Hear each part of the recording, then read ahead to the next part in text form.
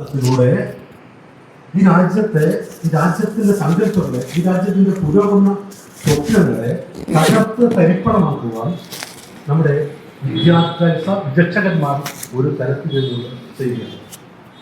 അതിനെ മറികടക്കുന്നത് വളരെ എന്തൊരു രഹസ്യ ഒരു കോൺക്ലേവ് പോലെ, അല്ലെങ്കിൽ ഒരു ഗൂഢാലോചന പോലെ, വളരെ പയ്യെ, അല്ലെങ്കിൽ ഇപ്പം ചില പറഞ്ഞ നാട്ടുവർത്തമാനം പോലെ ഈ ആശയം മനുഷ്യനിലേക്ക് കടത്തിവിട്ട് ഒരാളിൽ നിന്ന് മറ്റൊരാളിലേക്ക് അയൽ വഴി എത്തി രാജ്യത്താകമാനം 140 കോടി ജനങ്ങളിലും ഇതെത്തി അവരുടെ ബോധത്തിൽ ഒരു പരിഷ്കരണം ഉണ്ടാകത്തക്ക തറയിലുള്ള ഒരു ഇടപെടൽ, ഒരു ആവിഷ്കാരം നടത്താൻ പര്യാപ്തമായിട്ടുള്ള നിലയിലേക്ക് ഇത് മാറണം.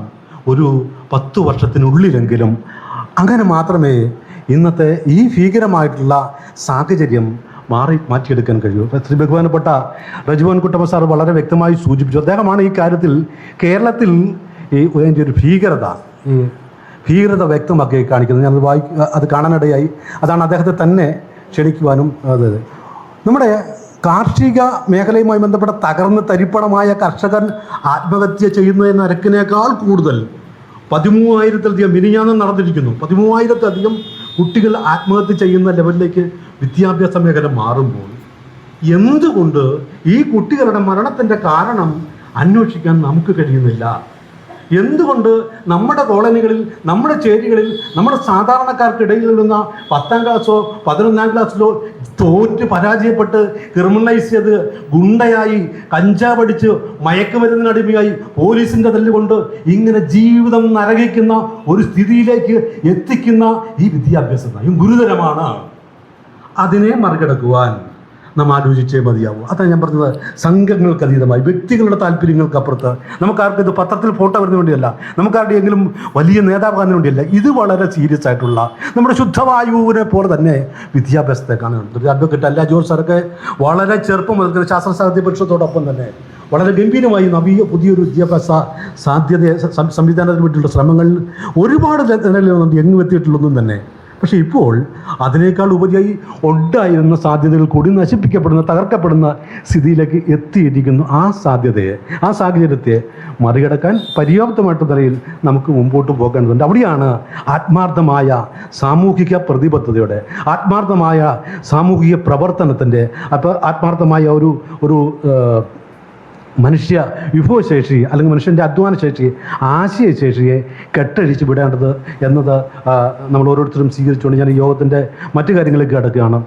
ഈ യോഗത്തിൻ്റെ അധ്യക്ഷനായിരിക്കുന്നത് ബഹുമാനപ്പെട്ട റജി കൂവക്കാട്ട്.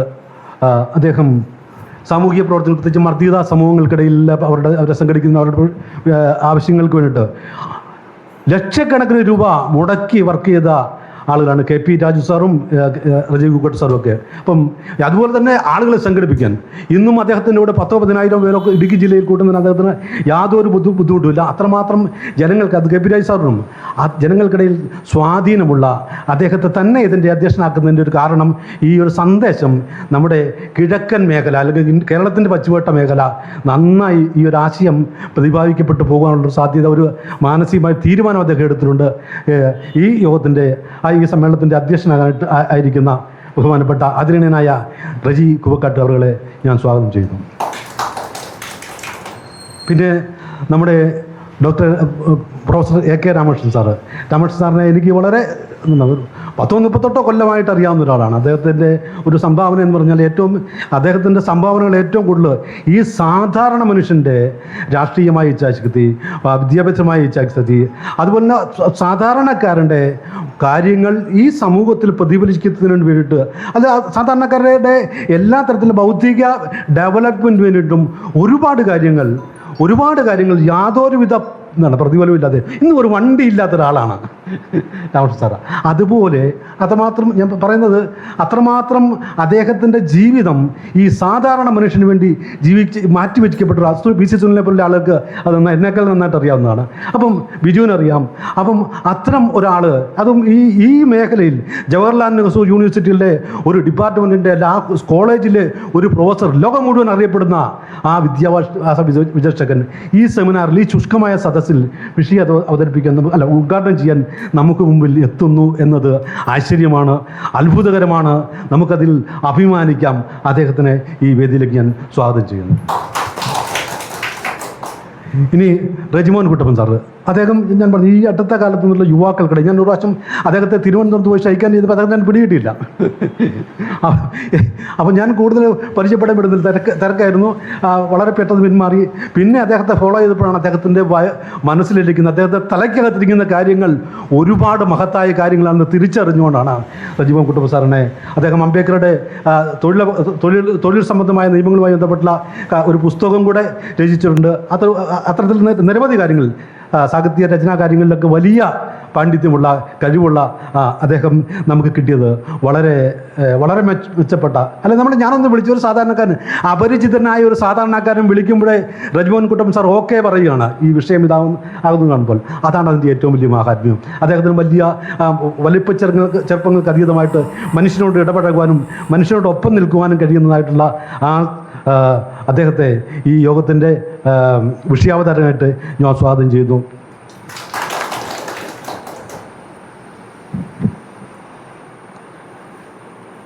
പിന്നെ ഈ യോഗത്തിലേക്ക് എത്തിയിട്ടുള്ള എല്ലാവർക്കും ഒരൊറ്റവാക്കിൽ സ്വാഗതം ആശംസിക്കാനാണ് ഞാൻ ഉദ്ദേശിക്കുന്നത്. ഏറ്റവും ആദരണീയനായ CS ജോർജിൻ്റെ കാര്യം എടുത്തു പറയാതിരിക്കാൻ പറ്റില്ല. നമ്മളെപ്പോലെ തന്നെ എന്താ പറയുക, കുട്ടികളുടെ രോമാഞ്ചമായിരുന്നൊരു കാലഘട്ടത്തിൽ ചെറുപ്പക്കാർക്കിടയിൽ പാസിംഗ് ചെയ്യുന്ന നിലയിൽ, പ്രത്യേകിച്ച് വിദ്യാഭ്യാസ വിഷയം, യുവാക്കളുടെ വിഷയം, തൊഴിലില്ലായ്മ വഴി അത്രമാത്രം പാണ്ഡിത്യമുള്ള ബഹുമാനപ്പെട്ട CS ജോർജ് അവറുകൾക്ക് സ്വാഗതം ആശംസിക്കുന്നു. എൻ്റെ ഏറ്റവും പ്രിയങ്കരനായ സുഹൃത്ത് NK Raju sir, please Raju sir വേദിയിലിരിക്കണം. രാജു സാറിന് സ്വാഗതം ആശംസിക്കുന്നു. ബഹുമാനപ്പെട്ട Anila George sir, Kabir Shah, KP Raju, P Shanmukhan, advocate George Kutty Kadappalakkal, advocate Jose Chengazhuth, advocate KK Vijayan, Eshaiah Benjamin തിരുവനന്തപുരത്ത് രാവിലെ തന്നെ എത്തി. അദ്ദേഹത്തിന് സ്പെഷ്യലായിട്ട് പറയാതിരിക്കാൻ പറ്റില്ല. ഈ സെമിനാറിൽ നിന്ന് പങ്കെടുക്കാൻ നമ്മളിത് കേൾക്കാൻ വേണ്ടിയാണ്. പുള്ളിക്ക് ഈ വിഷയവുമായി ബന്ധപ്പെട്ട് വലിയ ധാരണയില്ല. പക്ഷേ ഇത് പഠിക്കണമെന്നുള്ള ആർജവത്തോടു കൂടി, ഇത് കേൾക്കണമെന്നുള്ള തൻ്റെ അടുത്തോടു കൂടി അദ്ദേഹം എത്തി. അദ്ദേഹത്തിനും പ്രത്യേകമായി സ്വാഗതം ആശംസിക്കുന്നു. പിന്നെ ബാബു മാത്യു വേങ്ങൂർ, IR സദാനന്ദൻ, VC സുനിലിൻ്റെ കാര്യം പ്രത്യേകം പറയണ്ടല്ലോ. നമ്മളിപ്പോൾ പടം വെക്കാഞ്ഞിട്ട് പരിഭവം പറയാത്ത അപൂർവം ആളുകളിൽ ഒരാളാണ് VC സുനിലിന് പ്രത്യേകം സ്വാഗതം ആശംസിക്കുന്നു. CB Augustine Kattakath, PP Joshy, ES George Vaidyan, Sunny Joseph, Baby Vadakkekara, KT Barnabas, MT Sajimon Nagampadam. Sajimon ഈ നഗരത്തിൽ കുറേ കാലമായി സാമൂഹ്യ പ്രവർത്തനം നല്ലൊരു മനുഷ്യനാണ്. അദ്ദേഹത്തിന് പ്രത്യേകമായി സ്വാഗതം ആശംസിക്കുന്നു. ആദരണീയനായ ലൂക്കോസ് K നിലമ്പൻ, ഒരുപാട് കാലമായി, എന്നേക്കാൾ ഒരുപക്ഷെ ഒരുപാട് കാലം മുതൽ നമ്മളൊക്കെ ഏറ്റവും കൂടുതൽ സീനിയോറിറ്റി സാമൂഹ്യ പ്രവർത്തനത്തിൽ ഉള്ള ആളാണ്. അദ്ദേഹവും ഈ സെമിനാറിൽ ഒറ്റ വാക്കിൽ സംശയമൊന്നുമില്ല ഞാൻ പങ്കെടുക്കും എന്ന് പറഞ്ഞ് അദ്ദേഹത്തിനും സ്പെഷ്യലായി സ്വാഗതം പറഞ്ഞു. പിന്നെ യോഗത്തിൻ്റെ കൃതജ്ഞത ആശംസിക്കുന്ന ബിജു മാത്യു അവർക്കും ഈ യോഗത്തിലേക്ക് സ്വാഗതം ആശംസിക്കുന്നു. ഇതാണ് നമ്മുടെ ഈ സെമിനാർ ഉദ്ഘാടനം ചെയ്യുന്നതിന് വേണ്ടി ഇവിടെ എത്തിയിരിക്കുന്ന പ്രൊഫസർ AK രാമകൃഷ്ണൻ സാറ്, നമുക്ക് ഈ സെമിനാറിന് വിഷയാവതരണം നടത്തുന്ന റെജിമോൻ കുട്ടപ്പൻ സാറ്, വേദിയിലിരിക്കും സദസ്സിലിരിക്കുന്ന എൻ്റെ നേതാക്കന്മാരെ, സഹോദരങ്ങളെ, ഇത്തരത്തിലൊരു സെമിനാർ ഇവിടെ സംഘടിപ്പിക്കുമ്പോൾ ഈ യോഗത്തിൽ പങ്കെടുക്കണമെന്ന് ജോസാറ് എന്നോട് പറഞ്ഞപ്പോൾ എൻ്റെ സീനിയറായ പല നേതാക്കന്മാരും ഈ വേദിയിൽ ഇരിപ്പുണ്ട്. ഷൺമുഖ സാറടക്കം, ബെഞ്ചമിൻ സാറടക്കം ഉള്ള പല ആളുകളും ഇവിടെ ഈ സ്റ്റേജിലുണ്ട്. ജോസ് ചെങ്ങടുത്ത്, അങ്ങനെയുള്ള പ്രമുഖരായ ആളുകളൊക്കെ അവിടെയുണ്ട്. പക്ഷേ ഞങ്ങൾ തോട്ടം മേഖലയിലൊക്കെ പണിയെടുക്കുകയും കൃഷിപ്പണിയൊക്കെ ചെയ്തിരിക്കുന്ന ഇടുക്കിയിൽ നിന്ന് തന്നെ ഞങ്ങളെ ക്ഷണിക്കുകയും എന്നോടൊപ്പം KP രാജു അടക്കമുള്ള ആളുകൾ എഴുത്തി ചേർന്നിട്ടുണ്ട്. ഈ വിദ്യാഭ്യാസ നയത്തെ സംബന്ധിച്ചുള്ള ഒരു ക്ലാസ് ഇവിടെ സംഘടിപ്പിക്കുമ്പോൾ അതിൻ്റെ പ്രാധാന്യം എന്താണെന്ന് മനസ്സിലാക്കുക എന്നത് മാത്രമാണ് ഞങ്ങളുടെ ഈ കടന്നുവരവിൽ ഞങ്ങൾ ആഗ്രഹിച്ചിട്ടുള്ളത്. നമുക്കറിയാം, നമ്മുടെ സമസ്ത മേഖലകളിലും പ്രത്യേകിച്ച് വിദ്യാഭ്യാസ മേഖലയിൽ നിന്നും പാർശ്വവൽക്കരിക്കപ്പെട്ടവരും പിന്നോക്കം നിൽക്കുന്നതുമായ ആളുകൾക്ക് മതിയായ പ്രാതിനിധ്യം കിട്ടാത്ത ഈ രാജ്യത്ത് ഇത്തരത്തിലൊരു സെമിനാറിൻ്റെ പ്രാധാന്യം വലുതാണെന്ന് മനസ്സിലാക്കിക്കൊണ്ട് തന്നെയാണ് ഞങ്ങൾ ഈ യോഗത്തിലേക്ക് കടന്നു വന്നത്. നമുക്കറിയാം, ഇന്ത്യയുടെ ഭരണഘടനയിൽ അധിഷ്ഠിതമായ ഒരു വിദ്യാഭ്യാസ നയമല്ല, അല്ലെങ്കിൽ ഒരു ജനാധിപത്യ സംവിധാനമുള്ള ഒരു വിദ്യാഭ്യാസ നയമല്ല നമ്മുടെ രാജ്യത്ത് നടപ്പിലാക്കിക്കൊണ്ടിരിക്കുന്നത് നമുക്കെല്ലാവർക്കും അറിയാം. അതിനൊരു മാറ്റം വരേണ്ടത് അനിവാര്യമാണ്. അതിനൊരു മാറ്റം വരണമെങ്കിൽ ഇത്തരത്തിലുള്ള സെമിനാറുകളും സൂക്ഷ്മമായ പരിശോധനയിലൂടെയൊക്കെ മാത്രമേ അത് നമുക്ക് നേടിയെടുക്കാൻ കഴിയുള്ളൂ. ഈ സെമിനാറുകളും ചർച്ചകളുമൊക്കെ ഇവിടം കൊണ്ട് മാത്രം അവസാനിക്കുന്നതല്ല, മറിച്ച് കേരളത്തിൻ്റെ എല്ലാ ജില്ലകളിലും ഇത്തരത്തിലുള്ള സെമിനാറുകൾ സംഘടിപ്പിച്ച് ആളുകളിൽ അവബോധം വളർത്തിയെടുക്കുക, വിദ്യാഭ്യാസത്തിൻ്റെ പ്രാധാന്യം ജനങ്ങളിലും ആളുകളിലും എത്തിക്കുക എന്നാണ് ഇത്തരത്തിലുള്ള ക്ലാസ് കൊണ്ട് സെമിനാർ കൊണ്ട് നമ്മൾ ആഗ്രഹിക്കുന്നതും ഉദ്ദേശിക്കുന്നതും. നമ്മുടെ രാഷ്ട്രത്തിൽ ഇന്ന് നടന്നുകൊണ്ടിരിക്കുന്ന വിദ്യാഭ്യാസ നയം എന്തുകൊണ്ടോ അതൊരു രാഷ്ട്രീയവൽക്കരിക്കപ്പെട്ടു പോകുന്ന ഒരു രീതിയിലേക്കാണ് കാര്യങ്ങൾ നീങ്ങുന്നതാണ് നമുക്ക് മനസ്സിലാക്കാൻ കഴിയുന്നത്. അതിനൊക്കെ ഒരു മാറ്റം വരേണ്ടതായിട്ടുണ്ട്. ഒരു ഫെഡറൽ സ്വഭാവം ഈ രാജ്യത്തുണ്ടാകുകയും വിദ്യാഭ്യാസത്തിന് അതത് സംസ്ഥാനങ്ങൾക്കുണ്ടാകുന്ന രീതിയിലുണ്ടാകുന്ന ഒരു മാറ്റം ഒരു കേന്ദ്രീകൃതമല്ലാതെ ഒരു ഫെഡറൽ സ്വഭാവമുള്ള ഒരു വിദ്യാഭ്യാസ സംവിധാനം നമ്മുടെ രാജ്യത്ത് നടപ്പിലാക്കിയെങ്കിൽ മാത്രമേ ഈ ജനാധിപത്യ രാജ്യത്ത് നമുക്കെല്ലാ മേഖലകളിലും കയറി ചെന്ന് ആ തലത്തിൽ നമ്മുടെ പ്രാതിനിധ്യം നമുക്ക് തെളിയിക്കാൻ സാധിക്കുള്ളൂ.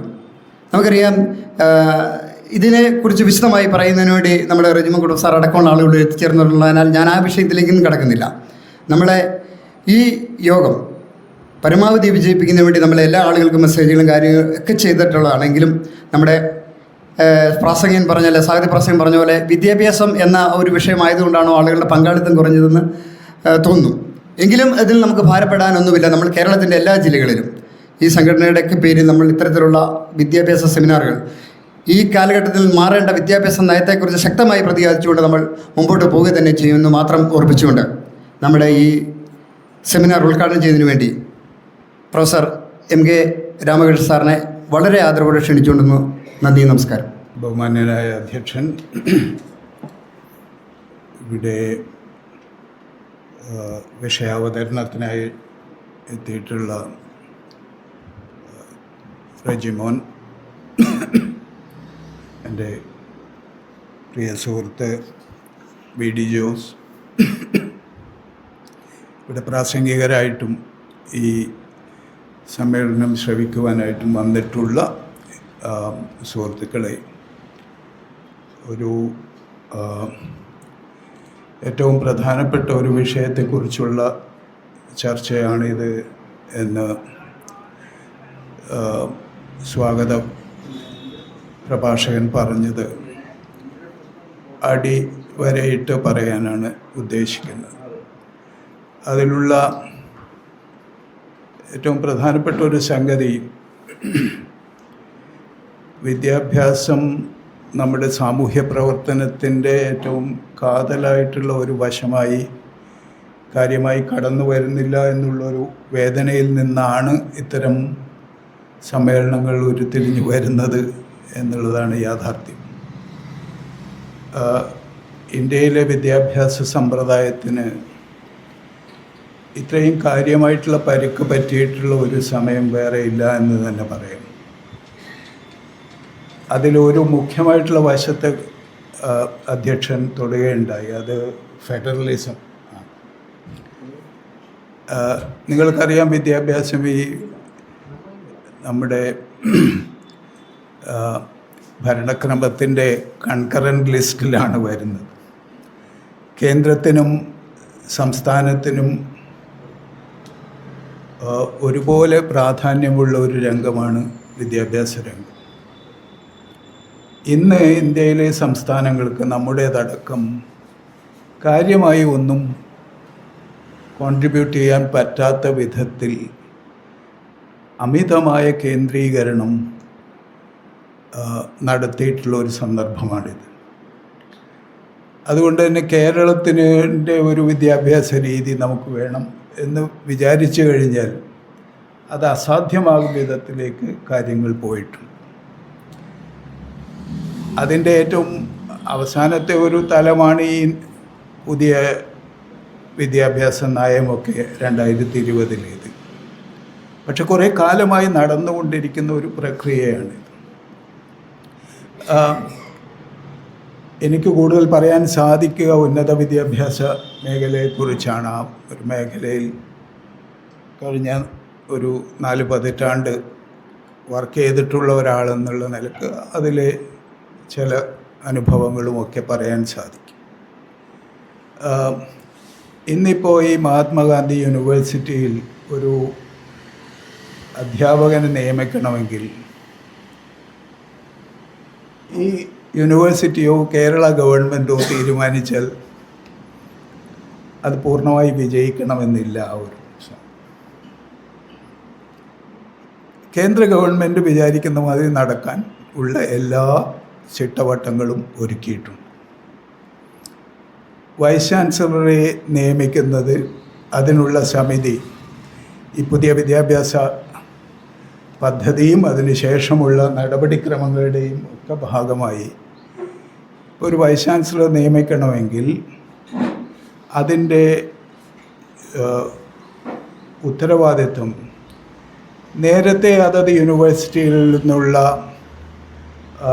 ഒരു പ്രതിനിധി, പലപ്പോഴും തിരഞ്ഞെടുക്കപ്പെട്ട പ്രതിനിധി, സെനറ്റിൽ നിന്നും ഒക്കെ വരുന്നത്,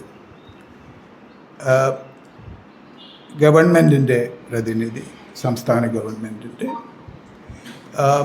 പിന്നെ വിദ്യാഭ്യാസ രംഗത്തുള്ള വിദ്യാഭ്യാസ വിചക്ഷണരായിട്ടുള്ള ആളുകളടങ്ങുന്ന അങ്ങനെ ഒരു കമ്മിറ്റിയൊക്കെയാണ് തീരുമാനിക്കുക. അത്തരം കമ്മിറ്റികൾ ഇപ്പോൾ നിലവിലുണ്ടോ എന്ന് ചോദിച്ചാൽ ചിലപ്പോൾ ചിലയിടങ്ങളിൽ കാണും, ചിലയിടങ്ങളിൽ അതുമില്ല. നേരിട്ട് കേന്ദ്ര ഗവൺമെൻറ്റിന് ചെയ്യാൻ പറ്റുന്ന വിധത്തിലാണ് ഈ കമ്മിറ്റിയുടെ രൂപീകരണം. UGCയുടെ ഒക്കെ ഒരു പ്രതിനിധി ഉണ്ടാവും, അതും കേന്ദ്ര ഗവൺമെൻറ് നിയമിക്കും. ഗവർണർ കേന്ദ്ര ഗവൺമെൻറ്റിൻ്റെ ആൾ. അപ്പോൾ ഇങ്ങനെ എല്ലാ സംസ്ഥാനങ്ങളിലും, ഇത് നമ്മുടെ മാത്രം ഒരു പ്രശ്നമല്ല. ഇതിൻ്റെ ഇടയ്ക്ക് ഭാഗ്യത്തിൻ്റെ ചില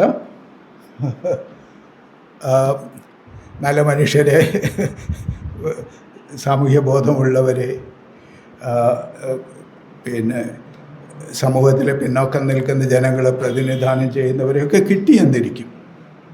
അത് ഭാഗ്യമായി കരുതിയാൽ മതി. പക്ഷേ ഈ ചട്ടക്കൂട് അനുസരിച്ച് അതെന്നും ഡൽഹിയിൽ അധികാരം കേന്ദ്രീകരിച്ചിരിക്കുന്ന ആ ഒരു സ്ഥിതിയിലാണ് ഇപ്പോൾ പൊതുവിൽ സംഗതി നടക്കുന്നത്. അങ്ങനെയാണ്. നിങ്ങൾക്കറിയാം, ഇപ്പം ചെറുപ്പക്കാരൊക്കെ തെരുവിലിറങ്ങിയിരിക്കുന്നത് ഈ പരീക്ഷാ നടത്തിപ്പിൻ്റെ പ്രശ്നമാണ്. നാഷണൽ ടെസ്റ്റിംഗ് ഏജൻസി നടത്തുന്ന പരീക്ഷകൾ, അത് CBSE ആണെങ്കിലും നീറ്റ് ആണെങ്കിലും അനേക പരീക്ഷകൾ ഈ NTA നാഷണൽ ടെസ്റ്റിംഗ് ഏജൻസി നടത്തിയിട്ടുള്ള ഒരു പരീക്ഷയും ചോദ്യം ചെയ്യപ്പെടാതിരുന്നിട്ടില്ല. ഒരു പരീക്ഷ. ഈ NTA എന്നുള്ളത് സ്ഥാപിച്ചത് തന്നെ കാര്യങ്ങൾ തന്നിഷ്ടപ്രകാരം നടത്താനാണ്. അതിൻ്റെ ആവശ്യം എന്തായിരുന്നു? 2018 ഒരു നമ്മുടെ സൊസൈറ്റീസ് രജിസ്ട്രേഷൻ ആക്റ്റിൽ, അതിനനുസരിച്ച് സാധാരണ നമ്മളൊരു സംഘടനയൊക്കെ രജിസ്റ്റർ ചെയ്യുന്ന പോലെ രജിസ്റ്റർ ചെയ്തിട്ടുള്ള ഒരു സംഘടനയാണ് ഈ national testing agency. Societies registration act. ആൾക്കാർ വിചാരിക്കുന്നത് ഇതെന്തോ ഗവൺമെൻറ് പരിപാടിയാണ്. അത് സ്ഥാപിച്ചിരിക്കുന്നത് മിനിസ്ട്രി ഓഫ് എഡ്യൂക്കേഷൻ്റെ ബിൽഡിങ്ങിലാണ്. അതിന് ഡയറക്ടറായിട്ട് നിയമിച്ച, അതിൻ്റെ തലപ്പത്ത് നിയമിച്ച ആൾ മധ്യപ്രദേശിലെ എൻജിനീയറിംഗ് മെഡിക്കൽ എക്സാമിനേഷൻ നടത്തിച്ച് വലിയ തോതിൽ കോഴ വാങ്ങി, വലിയ തോതിൽ ആ പരീക്ഷ മധ്യപ്രദേശിൽ അത് വലിയൊരു പ്രശ്നമായി. അതിൽ എൻ്റെ തലപ്പത്തിരുന്ന ആളെയാണ് ഈ നാഷണൽ ടെസ്റ്റിംഗ് ഏജൻസിയുടെ തലപ്പത്തേക്ക് ഡൽഹിയിൽ കൊണ്ടുവന്ന് പ്രതിഷ്ഠിച്ചത്.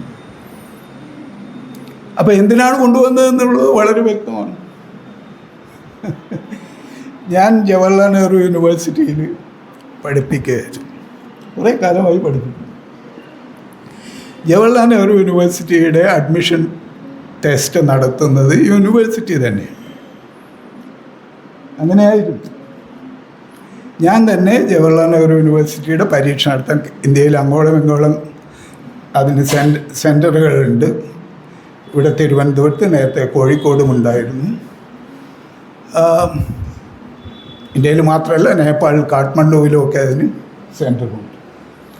അവിടെ ഞങ്ങൾ അധ്യാപകർ ഒരാൾ അതിന് നേതൃത്വം കൊടുക്കാൻ പോവും, ബാക്കി ഓഫീസ് സ്റ്റാഫും കൂടെ ഉണ്ടാവും.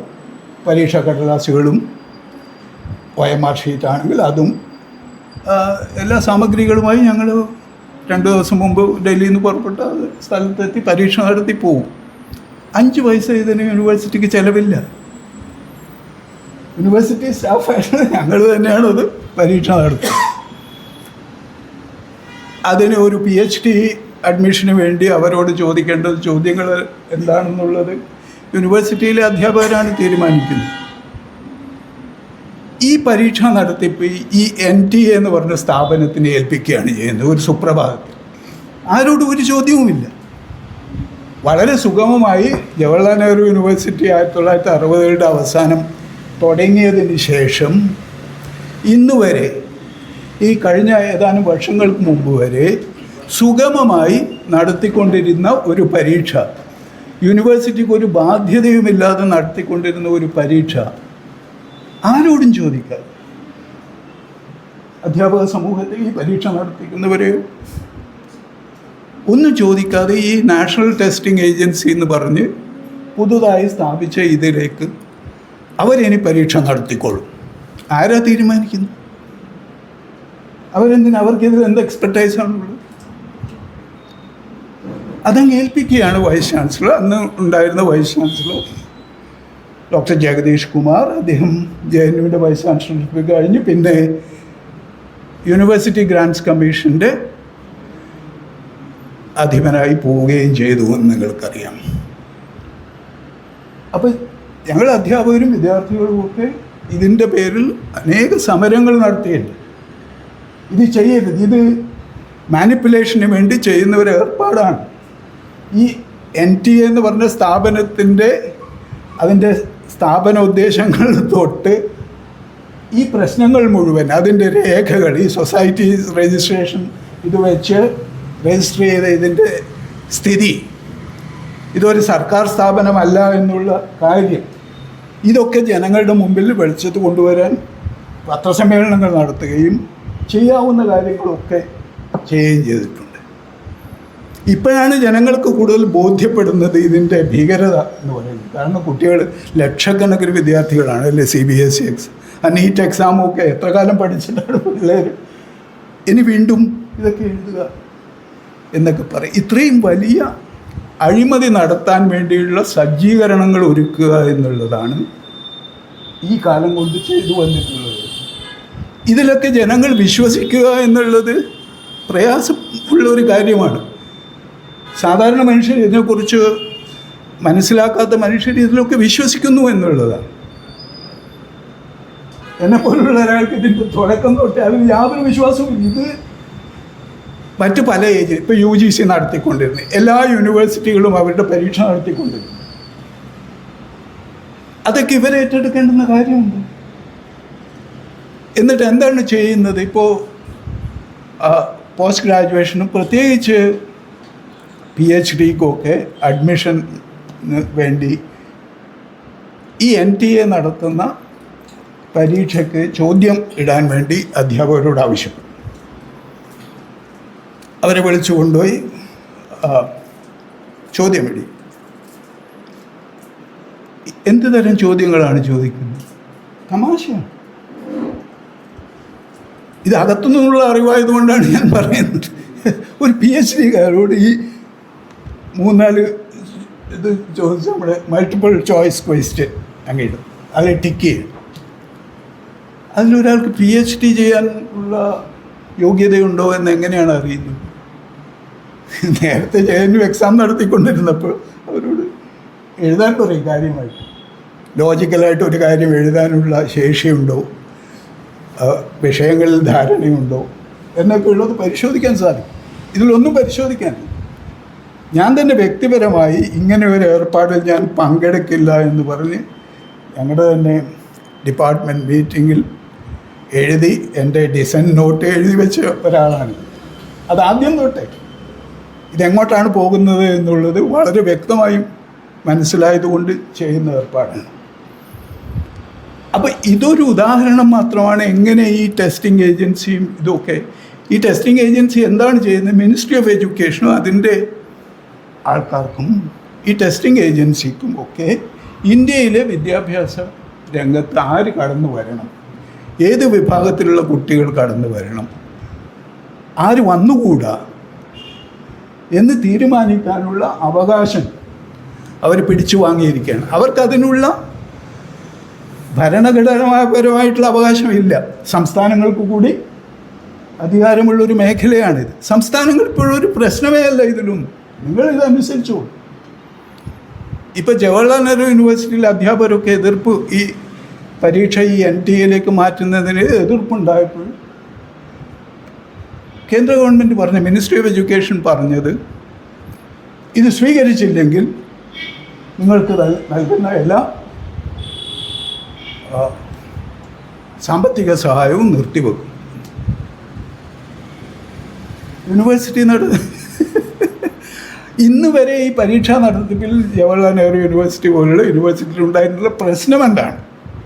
ഇതിലേതെങ്കിലും ഒരു പരാതി ഉണ്ടാകും, എന്തെങ്കിലും പ്രശ്നമുണ്ട്, ഇതെന്തിനാണ് ഇല്ലാതെ? ഇത് അവർക്ക് കൊടുക്കുന്നു എന്നുള്ളത് മാത്രമല്ല, ഞാൻ നേരത്തെ പറഞ്ഞ മാതിരി പണച്ചെലവില്ലാതെ നടന്നു വന്നിരുന്ന ഒന്നിന് അന്ന് 2 കോടി രൂപയാണ് ഈ NTA കൊടുക്കുന്നത്. ഈ പരീക്ഷ യൂണിവേഴ്സിറ്റിക്ക് അല്ലെങ്കിൽ തന്നെ കിട്ടുന്ന പൈസ വളരെ കുറവാണ് വിദ്യാർത്ഥികൾക്ക്. നിങ്ങൾക്കറിയാം, JNU പോലുള്ള ഒരു സ്ഥലത്ത് വിദ്യാർത്ഥികൾക്ക് എവിടെ നിന്ന് വരുന്ന, ഇന്ത്യയിലെ ഗ്രാമപ്രദേശത്ത് നിന്ന് വരുന്ന വിദ്യാർത്ഥികൾക്കും വലിയ ചിലവില്ലാതെ ജീവിച്ചു പോകാൻ സാധിക്കുന്നവരാണ്. വലിയ ഫീസ് വാങ്ങി ഒരു പബ്ലിക് യൂണിവേഴ്സിറ്റി ആയതുകൊണ്ട് അത് നടക്കുന്നതാണ്. ആ പൈസ മുഴുവൻ ലൈബ്രറിക്ക് ചിലവാക്കേണ്ടത്, കുട്ടികൾക്ക് സ്കോളർഷിപ്പ് കൊടുക്കാൻ ചിലവാക്കേണ്ടത് പൈസയാണ് എടുത്ത് ഈ നാഷണൽ ടെസ്റ്റിംഗ് ഏജൻസിക്ക് കൊടുക്കുന്നത്. ഇപ്പോൾ എല്ലാവരുടെയും പരീക്ഷ അവർ നടത്തുക എന്നുള്ളതാണ്. സെൻട്രൽ യൂണിവേഴ്സിറ്റികൾ എവിടെയുണ്ടോ അത് അത്തരം സ്ഥാപനം, AICTE പണ്ട് ചെയ്തിരുന്നത്, UGC ചെയ്തിരുന്നത്, പല പല യൂണിവേഴ്സിറ്റികളും സ്ഥാപനങ്ങളും ചെയ്തിരുന്നു. അത് മുഴുവൻ അവർ കേന്ദ്രീകരിക്കുകയാണ് ചെയ്തത്. സംസ്ഥാനങ്ങളുടെ യൂണിവേഴ്സിറ്റികളും ഇപ്പോൾ പലതും നിർബന്ധിതമാണ്. ഇത്തരം കാര്യങ്ങൾ അംഗീകരിക്കുന്നില്ലെങ്കിൽ CBSE നേരത്തെ നടത്തിക്കൊണ്ടിരുന്നത് ഇവർ നടത്തി. ഇതൊരു ഈ കേന്ദ്രീകരണത്തിൻ്റെയും അഴിമതിക്ക് വേണ്ടി തന്നെ ഉണ്ടാക്കുന്ന സ്ഥാപനങ്ങളുടെയും ഒക്കെ ഒരു കാര്യം പിടികിട്ടാൻ വേണ്ടി നമ്മുടെ തന്നെ അനുഭവവുമായിട്ട് ബന്ധപ്പെട്ട ഒരു കാര്യമായതുകൊണ്ടും അത് സൂചിപ്പിക്കുന്നു എന്നുള്ളത്. ഈ പുതിയ വിദ്യാഭ്യാസ നയം ഇപ്പോൾ കഴിഞ്ഞ 6-7 വർഷമായി ചർച്ച ചെയ്യുന്ന ഒരു സംഗതിയാണ്. 2020 അതിനു മുമ്പ് തന്നെ അതിനെക്കുറിച്ചുള്ള ചർച്ചയുണ്ട്. 2020 അത് വന്നപ്പോഴേ അതിൽ കാര്യമായിട്ടുള്ള പ്രശ്നങ്ങളുണ്ട് എന്ന് ചൂണ്ടിക്കാണിക്കുകയുണ്ടായി. അത് പലതും ഇൻകോർപ്പറേറ്റ് ചെയ്യാവുന്ന കാര്യങ്ങളുമാണ് അതിൽ, പക്ഷെ ചെയ്യാൻ വിസമ്മതിക്കുക.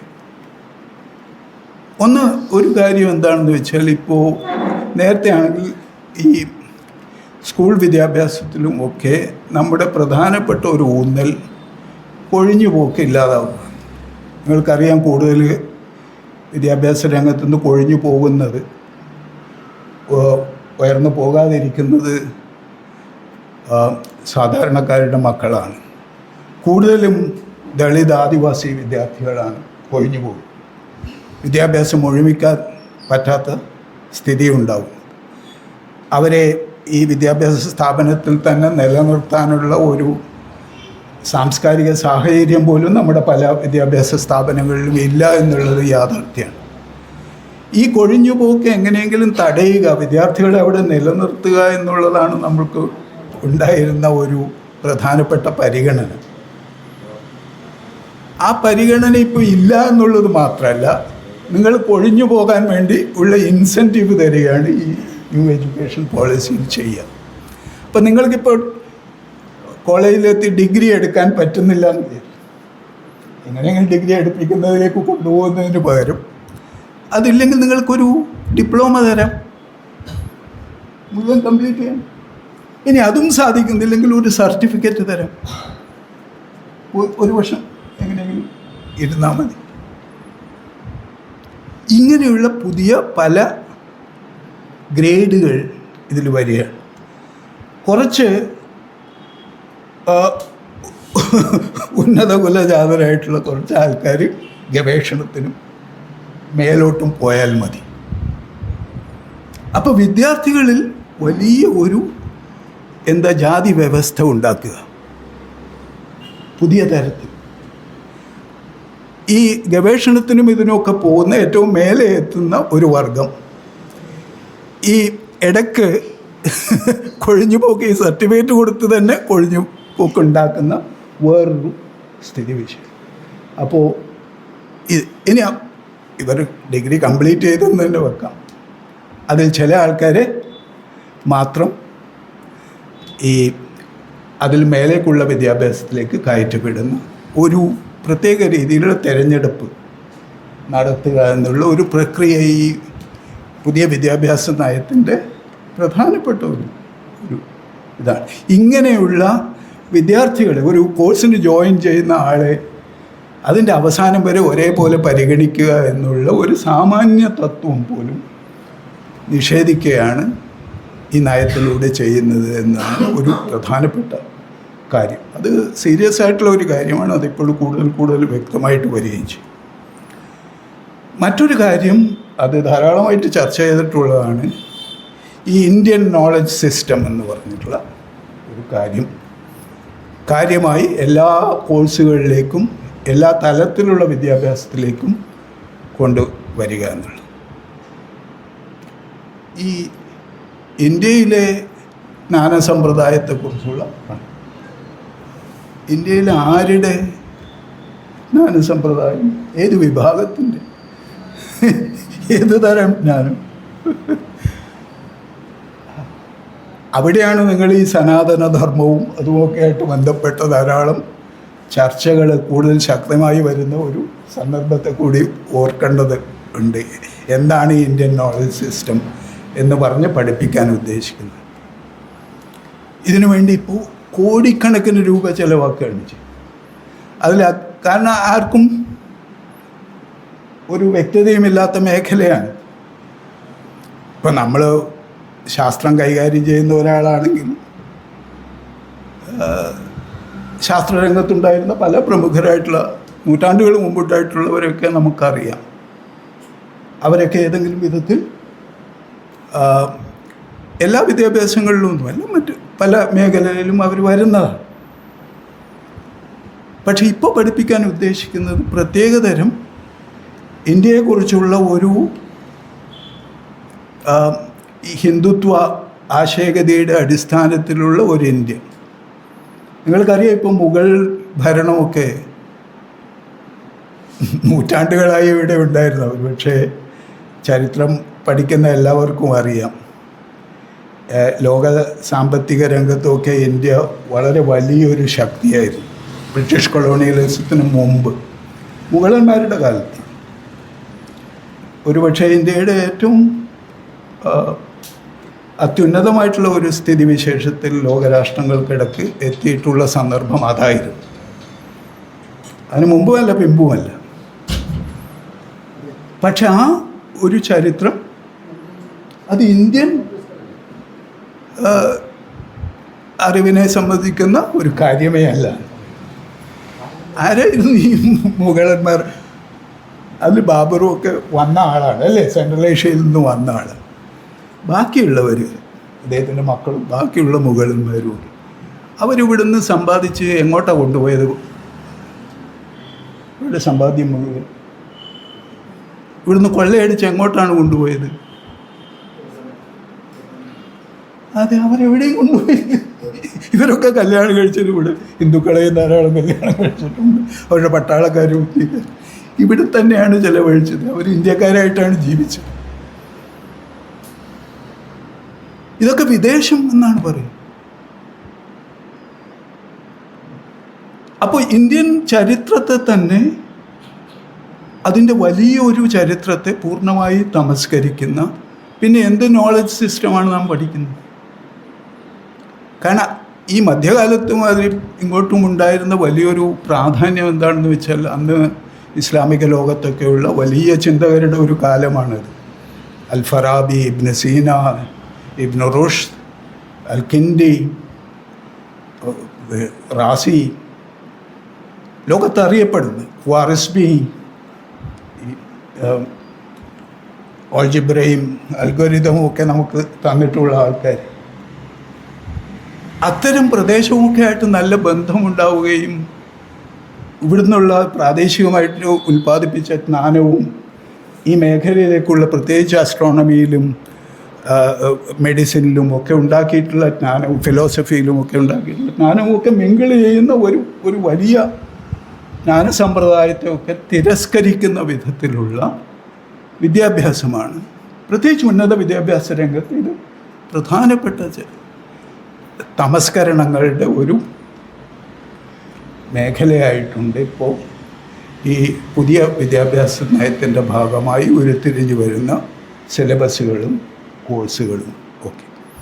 അത് വളരെ പ്രധാനമാണ്. എങ്ങനെ നമ്മുടെ രാജ്യത്തെ ഈ ഏകമുഖമായിട്ടുള്ള ഹിന്ദുത്വ വീക്ഷണത്തിലേക്ക്, ടിപ്പിക്കൽ ബ്രാഹ്മണിക്കൽ വീക്ഷണത്തിലേക്ക് കൊണ്ടുവരാം. അതിൽ പെടാത്തവരാണ് ഇപ്പോഴും ഇന്ത്യയിലെ ജനതയുടെ വലിയൊരു വിഭാഗമെന്ന് നമുക്കറിയാം. പക്ഷെ അവരെ നിർബന്ധിതമായിട്ട് ഈ ഒരു സരണിയിലേക്ക് കൊണ്ടുവരണമെങ്കിൽ സ്വാഭാവികമായിട്ട് അത് വിദ്യാഭ്യാസ സമ്പ്രദായത്തിലൂടെ മാത്രമേ സാധിക്കുള്ളൂ എന്നുള്ളത് കൊണ്ട് അതിൽ കൂടുതലായിട്ടുള്ള ഊന്നൽ കിട്ടുന്നത് നിങ്ങൾക്ക് മനസ്സിലാവും. ഇപ്പോൾ നിങ്ങൾ ICSR എന്ന് പറയും, Indian council of social science റിസർച്ചിന്, അല്ലെങ്കിൽ ICHR, Indian council of historical research, അല്ലെങ്കിൽ Indian council of philosophical research, ഇങ്ങനെയുള്ള കേന്ദ്ര ഗവൺമെൻറ്റിൻ്റെ തന്നെ സ്ഥാപനങ്ങളിലേക്ക് നമ്മൾ ഗവേഷണത്തിനുമൊക്കെ അവിടെയാണ് നമ്മുടെ പ്രോജക്റ്റുകൾ സമർപ്പിക്കുന്നതും അതിനുള്ള അനുമതി നൽകുന്നതും പണം നൽകുന്നതുമൊക്കെ അവരാണ്. അവിടെ നിങ്ങളിപ്പോൾ ഈ ഇന്ത്യൻ നോളജ് സിസ്റ്റവുമായി ബന്ധപ്പെട്ട് എന്തെങ്കിലും കൊടുക്കുകയാണെങ്കിൽ ഇമ്മീഡിയറ്റായിട്ട് പാസ്സാവും. എന്തെങ്കിലും വിമർശനാത്മകമായിട്ടുള്ള ഒരു കാര്യമാണ് എങ്കിൽ നിങ്ങൾക്ക് ഉറപ്പിക്കാം, പിന്നെ എന്നെ പോലുള്ള ആൾക്കാരുടെ പേര് കണ്ടാൽ തന്നെ പിന്നെ അതിൽ കൂടുതൽ മുന്നോട്ട് പോകേണ്ട കാര്യമില്ല അവരെ സംബന്ധിച്ചിടത്തോളം. അങ്ങനെയുള്ള ധാരാളം അധ്യാപകരുണ്ട് ഇന്ത്യയിൽ. പറഞ്ഞു വരുന്നത് എന്താണ് ഭാവിയിൽ നടക്കുന്ന ഗവേഷണം എന്ന് ചോദിച്ചാൽ ഈ ഇന്ത്യൻ നോളജ് സിസ്റ്റവുമൊക്കെയായി ബന്ധപ്പെട്ട് ഈ ഹിന്ദുത്വ ശക്തികൾക്ക് ആവശ്യമായിട്ടുള്ള അറിവ് ഉൽപ്പാദിപ്പിക്കുന്ന സ്ഥലങ്ങളായി യൂണിവേഴ്സിറ്റികളും കോളേജുകളും മാറിക്കൊണ്ടിരിക്കുകയാണ്. ആ മാറ്റം ഇപ്പോൾ തന്നെ വലിയ തോതിൽ സംഭവിച്ചു കഴിഞ്ഞു. അതിന് വലിയ തോതിലുള്ള ആക്കം കൂടുകയാണ് ദിനം പ്രതി ചെയ്തുകൊണ്ടിരിക്കുന്നത് എന്നുള്ളതാണ് വലിയൊരു യാഥാർത്ഥ്യമെന്ന് പറയുന്നത്. അതുകൊണ്ട് സാമൂഹ്യ പ്രവർത്തകരെ സംബന്ധിച്ചിടത്തോളം ഈ ജാതി വ്യവസ്ഥയൊക്കെ വിമർശനാത്മകമായി നോക്കിക്കാണുന്നവരെ സംബന്ധിച്ചിടത്തോളം അതിൻ്റെ ക്രൂരതകളെയും അതിൻ്റെ പ്രശ്നങ്ങളെയും മനസ്സിലാക്കുന്നവരെ സംബന്ധിച്ചിടത്തോളം ഈ വിദ്യാഭ്യാസ രീതി ആ തട്ടുതട്ടായിട്ടുള്ള സാമൂഹ്യ രാഷ്ട്രീയ അധികാര ഘടനയെ, സാംസ്കാരിക ഘടനയെ അതിനെ അരക്കിട്ടുറപ്പിക്കുന്ന രീതിയിലുള്ള വിദ്യാഭ്യാസമാണ് ഇന്ന് നൽകിക്കൊണ്ടിരിക്കുന്നത് എന്നുള്ളതാണ് യാഥാർത്ഥ്യം. അതിന് കൂടുതൽ ശക്തി പകരുകയാണ് പുതിയ നയങ്ങളിലൂടെ വരുന്നത് എന്നുള്ളതാണ്. അതുകൊണ്ടാണ് ഇത് സാമൂഹ്യമായിട്ടുള്ള വിമർശനാത്മകമായിട്ടുള്ള ഒരു ജനകീയ ഇടപെടലിൻ്റെ മേഖലയാവേണ്ടുന്ന കാര്യം അവിടെയാണ് സ്വാഭാവികമായിട്ടും കിടക്കുന്നത്. ഒന്നോ രണ്ടോ കാര്യങ്ങൾ കൂടി പറഞ്ഞ് ഞാൻ നിർത്താം. ഈ വിദ്യാഭ്യാസം കൊണ്ട് നാം എപ്പോഴും ഉദ്ദേശിക്കുന്ന ഒരു കാര്യമുണ്ട്. അറിവ് നേടുക എന്നുള്ളത് അത് നമ്മുടെ സമൂഹത്തിൻ്റെ തന്നെ പ്രശ്നങ്ങളെ മനസ്സിലാക്കാനുള്ള വിമർശനാത്മകമായിട്ടുള്ള അറിവ് നേടുക എന്നുള്ളത് കൂടി അതിൽ പ്രധാനമാണ്. ഉള്ളതിനെ നിലനിർത്താനുള്ള ഒരു അറിവും സ്വാഭാവികമായിട്ട് അതാണ് കൂടുതൽ നമുക്ക് വിദ്യാഭ്യാസ സ്ഥാപനങ്ങളിലൂടെ കിട്ടുക. പക്ഷെ വിദ്യാഭ്യാസം എന്നുള്ള ഒരു പ്രക്രിയയുടെ തന്നെ ഒരു പ്രത്യേകത അതങ്ങനെ ഉള്ളതിനെ നിലനിർത്താനായിട്ടുള്ള അറിവ് മാത്രമായി എന്നും പരിമിതപ്പെടില്ല. കാരണം വിദ്യാഭ്യാസത്തിന് എപ്പോഴും ഒരു ഈ വിമർശനാത്മകമായിട്ടുള്ള ഒരു ഇടപെടലിനുള്ള സാധ്യത എപ്പോഴുമുണ്ട്. ഇപ്പോൾ നമ്മൾ ക്ലാസ് റൂമിൽ എന്ത് കാര്യം ആണ് ഇടപെടുന്നതെന്ന് ഇപ്പോൾ ക്ലാസ് റൂമിൽ ഭരണകൂടം കാര്യമായിട്ട് ഇടപെടാൻ തുടങ്ങി. ഞാൻ ജവഹർലാൽ നെഹ്റു യൂണിവേഴ്സിറ്റിയിലെ വിദ്യാർത്ഥികൾ സമരം ചെയ്തപ്പോൾ അതിൽ പല വിദ്യാർത്ഥികളും ഇപ്പോഴും ജയിലിലാണ് എന്ന് നിങ്ങൾക്കറിയാം. ഉമർ ഖാലിദിനെയൊക്കെ പോലുള്ള ഷർജീൽ ഇമാമിനെ പോലുള്ള വിദ്യാർത്ഥികൾ ഡൽഹി JNUവിൽ നിന്ന് റിട്ടയർ ചെയ്ത് നാട്ടിലേക്ക് വരുമ്പോഴുള്ള വലിയ വേദന ശരിക്കും ഉമർ ഖാലിദിനെയൊക്കെ പോലുള്ള നല്ല ഗവേഷണം നടത്തിയിട്ടുള്ള വലിയ പ്രോമിസ് ഉള്ള കുട്ടികളെ നമ്മുടെ രാഷ്ട്രീയ വ്യവസ്ഥയുടെ വിമർശനത്തിൻ്റെ കാര്യം പറഞ്ഞുകൊണ്ട് ജയിലിലടക്കുക എന്നുള്ളത്. ജാമ്യാപേക്ഷയുടെ കാര്യം നിങ്ങൾക്കൊക്കെ അറിയാം. എന്ത് ക്രൂരതയാണ് പുതിയ തലമുറയോട് ചെയ്യുന്നത് എന്ന് നിങ്ങൾ ആലോചിച്ച് നോക്കുക. അത് വ്യക്തിപരമായും വലിയ വിഷമമുള്ള ഒരു കാര്യമാണ്. ആ കുട്ടികളെ ജയിലിൽ വിട്ട് ഞാൻ സ്വതന്ത്രമായി ഇവിടെ വന്ന് പ്രസംഗിക്കുന്ന രീതിയാണ് ഉള്ളത്. അവരെന്താണ് ചെയ്യുന്നത് എന്ന് നമുക്ക് നമ്മുടെ മുമ്പിൽ വെച്ച് ചെയ്യുന്ന കാര്യങ്ങളാണ്. അവർ ചെയ്യുന്ന പഠനങ്ങൾ, അവർ നടത്തുന്ന പ്രസംഗങ്ങൾ. അപ്പോൾ ഈ വിഭാഗങ്ങൾ മുഴുവൻ ഒന്നുകിൽ അവരെ ഒതുക്കുക അല്ലെങ്കിൽ ജയിൽ പിടിച്ചിടുക. ഈ സ്ഥിതിവിശേഷം ഒരു ജനാധിപത്യ രാജ്യത്തിന് അതിനെ എങ്ങോട്ടാണ് നയിക്കുക? നമ്മൾ നമ്മുടെ സമൂഹത്തിൻ്റെ, നമ്മുടെ രാഷ്ട്രീയത്തിൻ്റെ ഫാഷിസവൽക്കരണത്തെക്കുറിച്ച് ധാരാളമായി സംസാരിക്കാറുണ്ട് അല്ലേ? അതിൻ്റെ സാധാരണ ഉദാഹരണങ്ങളായിട്ട് ഇത് മാറിയിരിക്കുകയാണ്. സാധാരണമായി സംഭവിക്കുന്നതല്ല, ഇപ്പോൾ പൊതുവിൽ സംഭവിക്കുന്നതായി മാറിയിട്ടുണ്ട്. അപ്പോൾ പറഞ്ഞു വരുന്നത്, ഈ വിമർശനാത്മകമായിട്ടുള്ള ഒരു സാധ്യത വിദ്യാഭ്യാസത്തിലുള്ളത് അതിനെ കഴിയുന്നത്ര അടിച്ചൊതുക്കുക, അതിനെ ഇല്ലാതാക്കുക, സിലബസുകളിലൂടെ, പഠന പ്രക്രിയകളിലൂടെ ആ വിമർശനം ഉന്നയിക്കാനുള്ള സാധ്യതകൾ മുൻകൂർ ഇല്ലാതാക്കുക എന്നുള്ളൊരു പ്രവർത്തനം സ്വാഭാവികമായിട്ട് ഇപ്പോഴും നടക്കുന്നുണ്ട്. അത് പൂർണ്ണമായി വിജയിക്കുമെന്ന് എനിക്ക് തോന്നുന്നില്ല. അത്തരം ഒരു കാര്യം ഒരിക്കലും ഒരു സമൂഹത്തിൽ പൂർണ്ണമായി വിജയിക്കില്ല. കാരണം അതിനെ ചോദ്യം ചെയ്യാനുള്ള മനസ്ഥിതി ചെറുപ്പക്കാർക്ക് പ്രത്യേകിച്ചും ഉണ്ട്. നമ്മുടെ ചെറുപ്പക്കാരുടെ ഒരു തലമുറയിൽ വലിയ വിശ്വാസമുള്ള ഒരാളാണ് ഞാൻ. അത് ഇന്നും ഇന്നലെയും തുടങ്ങിയതല്ല. അവരുമായി ഡീൽ ചെയ്യുന്നതുകൊണ്ട്, അവരെ പഠിപ്പിക്കുന്നത് കൊണ്ടും വളരെ കാലമായി എന്നിലുള്ള, നമ്മെക്കാളുമൊക്കെ മികച്ച ലോകബോധവും പ്രവർത്തന രാഷ്ട്രീയ ബോധവുമൊക്കെ ഉള്ളവരാണ്. പക്ഷെ നമ്മെപ്പോലുള്ള ഒരു തലമുറക്ക് പലപ്പോഴും അവരുമായിട്ട് സംസാരിക്കാനുള്ള ഭാഷയില്ല, അവരോടുള്ള ഒരു കമ്മ്യൂണിക്കേഷൻ കാര്യമായി പ്രത്യേകിച്ച് രാഷ്ട്രീയ കാര്യങ്ങളിലുമൊക്കെ നടക്കുന്നില്ല എന്നുള്ളത് ഒരു യാഥാർത്ഥ്യമുണ്ട്. വലിയ ഒരു ഗ്യാപ്പുണ്ട്. പക്ഷേ അത് അവർക്ക് ബോധ്യമില്ല എന്നുള്ളതിൻ്റെ ഒരു ഇതിലേക്ക് എത്തരുത്. അവർക്ക് നല്ല ബോധ്യമുണ്ട്. അതുകൊണ്ട് തന്നെ ഈ ഒരു വിമർശനത്തെ ഇല്ലാതാക്കുന്ന ഒരു പ്രവർത്തന രീതി നിരന്തരമായി മുന്നോട്ട് കൊണ്ടുപോകാൻ സാധിക്കില്ല. ഈ സമൂഹത്തിലുള്ള വലിയ ചലനങ്ങൾ, ഇപ്പോൾ ചെറുപ്പക്കാർ തെരുവിലിറങ്ങുന്നത്, അത് വലിയൊരു സമരം നമ്മൾ കണ്ടത് ജാമിയ മിലിയയിലൊക്കെ, പ്രത്യേകിച്ച് പെൺകുട്ടികളുടെ നേതൃത്വത്തിൽ ഈ സിറ്റിസൺസ് അമെൻമെൻറ്റ് ആക്ടിനെതിരെയുള്ള സമരമാണ്. പിന്നീട് ഷഹീൻ ബാഗിൽ വലിയ സാധാരണക്കാരായിട്ടുള്ള സ്ത്രീകളുടെ നേതൃത്വത്തിലുള്ള സമരം നമ്മൾ കണ്ടത്. കർഷക സമരത്തിൽ ധാരാളമായിട്ട് ചെറുപ്പക്കാർ അതിൻ്റെ കൂടെ നിൽക്കുന്നത്, യൂണിവേഴ്സിറ്റികളിലും മറ്റ് ഇടങ്ങളിലുമൊക്കെ അതിന് സോളിഡാരിറ്റി പ്രഖ്യാപിച്ചുകൊണ്ടുള്ള സമരങ്ങൾ നടക്കുന്നത്.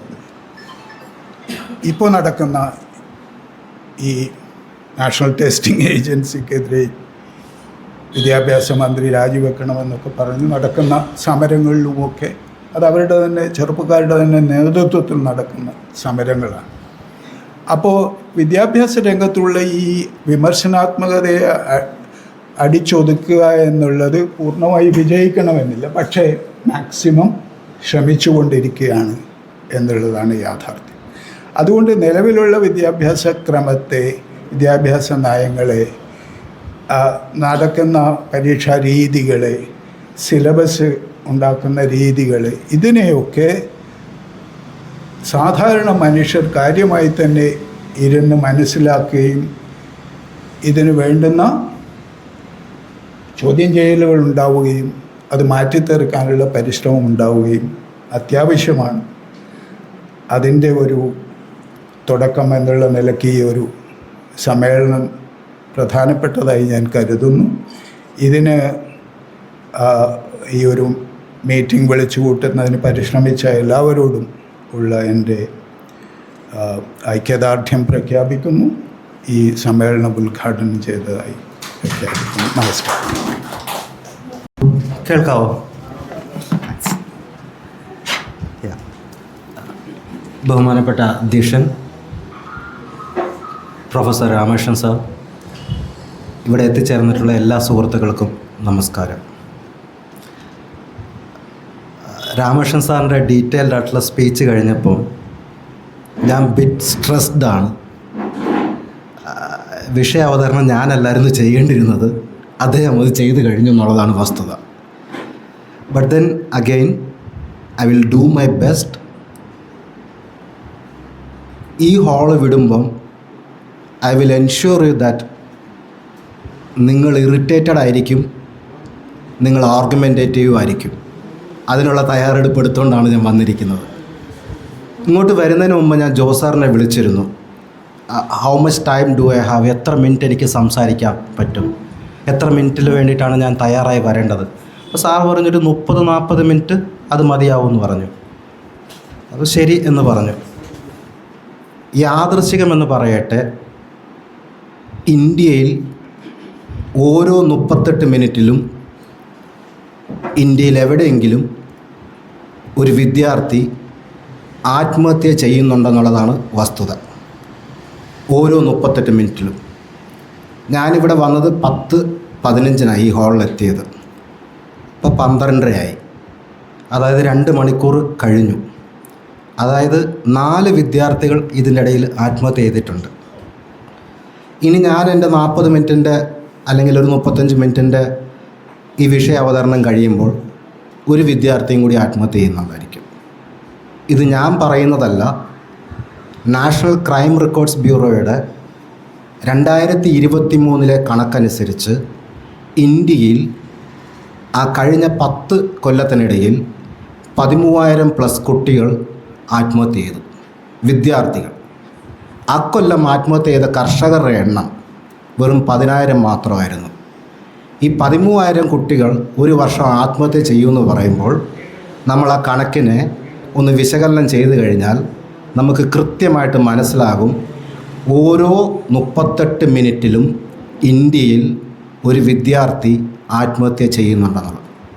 അവിടെയാണ് നമ്മൾ എത്തി നിൽക്കുന്നത്. ഇത് തുടക്കമായിട്ട് പറഞ്ഞെന്നുള്ളതേ ഉള്ളൂ. കാരണം ഇപ്പം രാമകൃഷ്ണൻ സാറും പറഞ്ഞു, ജോസ് സാറും പറഞ്ഞു, പ്രതിസന്ധി വന്നു, or we are in a crisis, education sector ക്രൈസിസിലാണ് and it's going to worsen എന്നുള്ളത്. വന്നതല്ല, ഇറ്റ്സ് ഓൾറെഡി ഹിയർ എന്നുള്ളതാണ് എനിക്ക് മനസ്സിലാവുന്നത്. കഴിഞ്ഞ 10-15 കൊല്ലമായിട്ട് ഈ പ്രതിസന്ധി വിദ്യാഭ്യാസ മേഖലയിൽ ഉണ്ടെന്നുള്ളതാണ് വസ്തുത. നമ്മൾ അത് കാണുന്നില്ലെന്നുള്ളതും കൂടിയാണ് ഒരു പ്രധാനപ്പെട്ട വസ്തുത. അതിന് കാണാത്തതിന് കാരണം എന്താണെന്ന് ചോദിച്ചു കഴിഞ്ഞാൽ, വിദ്യാഭ്യാസം ഒരിക്കലും നമ്മുടെ ഒരു മെയിൻ പോർട്ട്ഫോളിയോയിൽ പൊളിറ്റിക്കൽ പാർട്ടീസിന് വരുന്നില്ല എന്നുള്ളതാണ് വസ്തുത. അതിലേക്ക് ഞാൻ വിശദമായിട്ട് വരാം. ഈ നിലവിലുള്ള വിദ്യാഭ്യാസ സംവിധാനം, ഇന്ത്യയിലെ നിലവിലുള്ള വിദ്യാഭ്യാസ സംവിധാനത്തിൻ്റെ ഒരു സ്ഥിതി പറയാം. നമ്മൾ പറയും 140 കോടി ജനമുണ്ട്, നമ്മുടെ പൊളിറ്റിക്കൽ ലീഡേഴ്സിന് വിശ്വഗുരുവായി മാറണം. ഇപ്പോൾ രാമകൃഷ്ണൻ സാറ് പറഞ്ഞാൽ ഇന്ത്യൻ നോളജിനെ നമുക്ക് ഗ്ലോബലി കാണിച്ചു കൊടുക്കണം, വിച്ച് ഈസ് ബെസ്റ്റ് എന്ന് പറയുന്നു. പക്ഷേ 2026 ഈ യൂണിവേഴ്സിറ്റികളൊക്കെ റാങ്ക് ചെയ്യുന്ന സംവിധാനത്തിൽ റാങ്ക് ചെയ്തപ്പം നമ്മുടെ ഇന്ത്യയിലുള്ള IIT ഡൽഹി 134 സ്ഥാനത്തായിരുന്നു ലോക റാങ്കിങ്ങിൽ. അതായത് 100 ലോക റാങ്കിങ്ങിൽ 100-ന് താഴെ ഇന്ത്യയിലുള്ള ഒരു വിദ്യാഭ്യാസ സ്ഥാപനവും പെടുന്നില്ല എന്നുള്ള സ്ഥിതിവിശേഷത്തിലാണ് എത്തിയിരിക്കുന്നത്.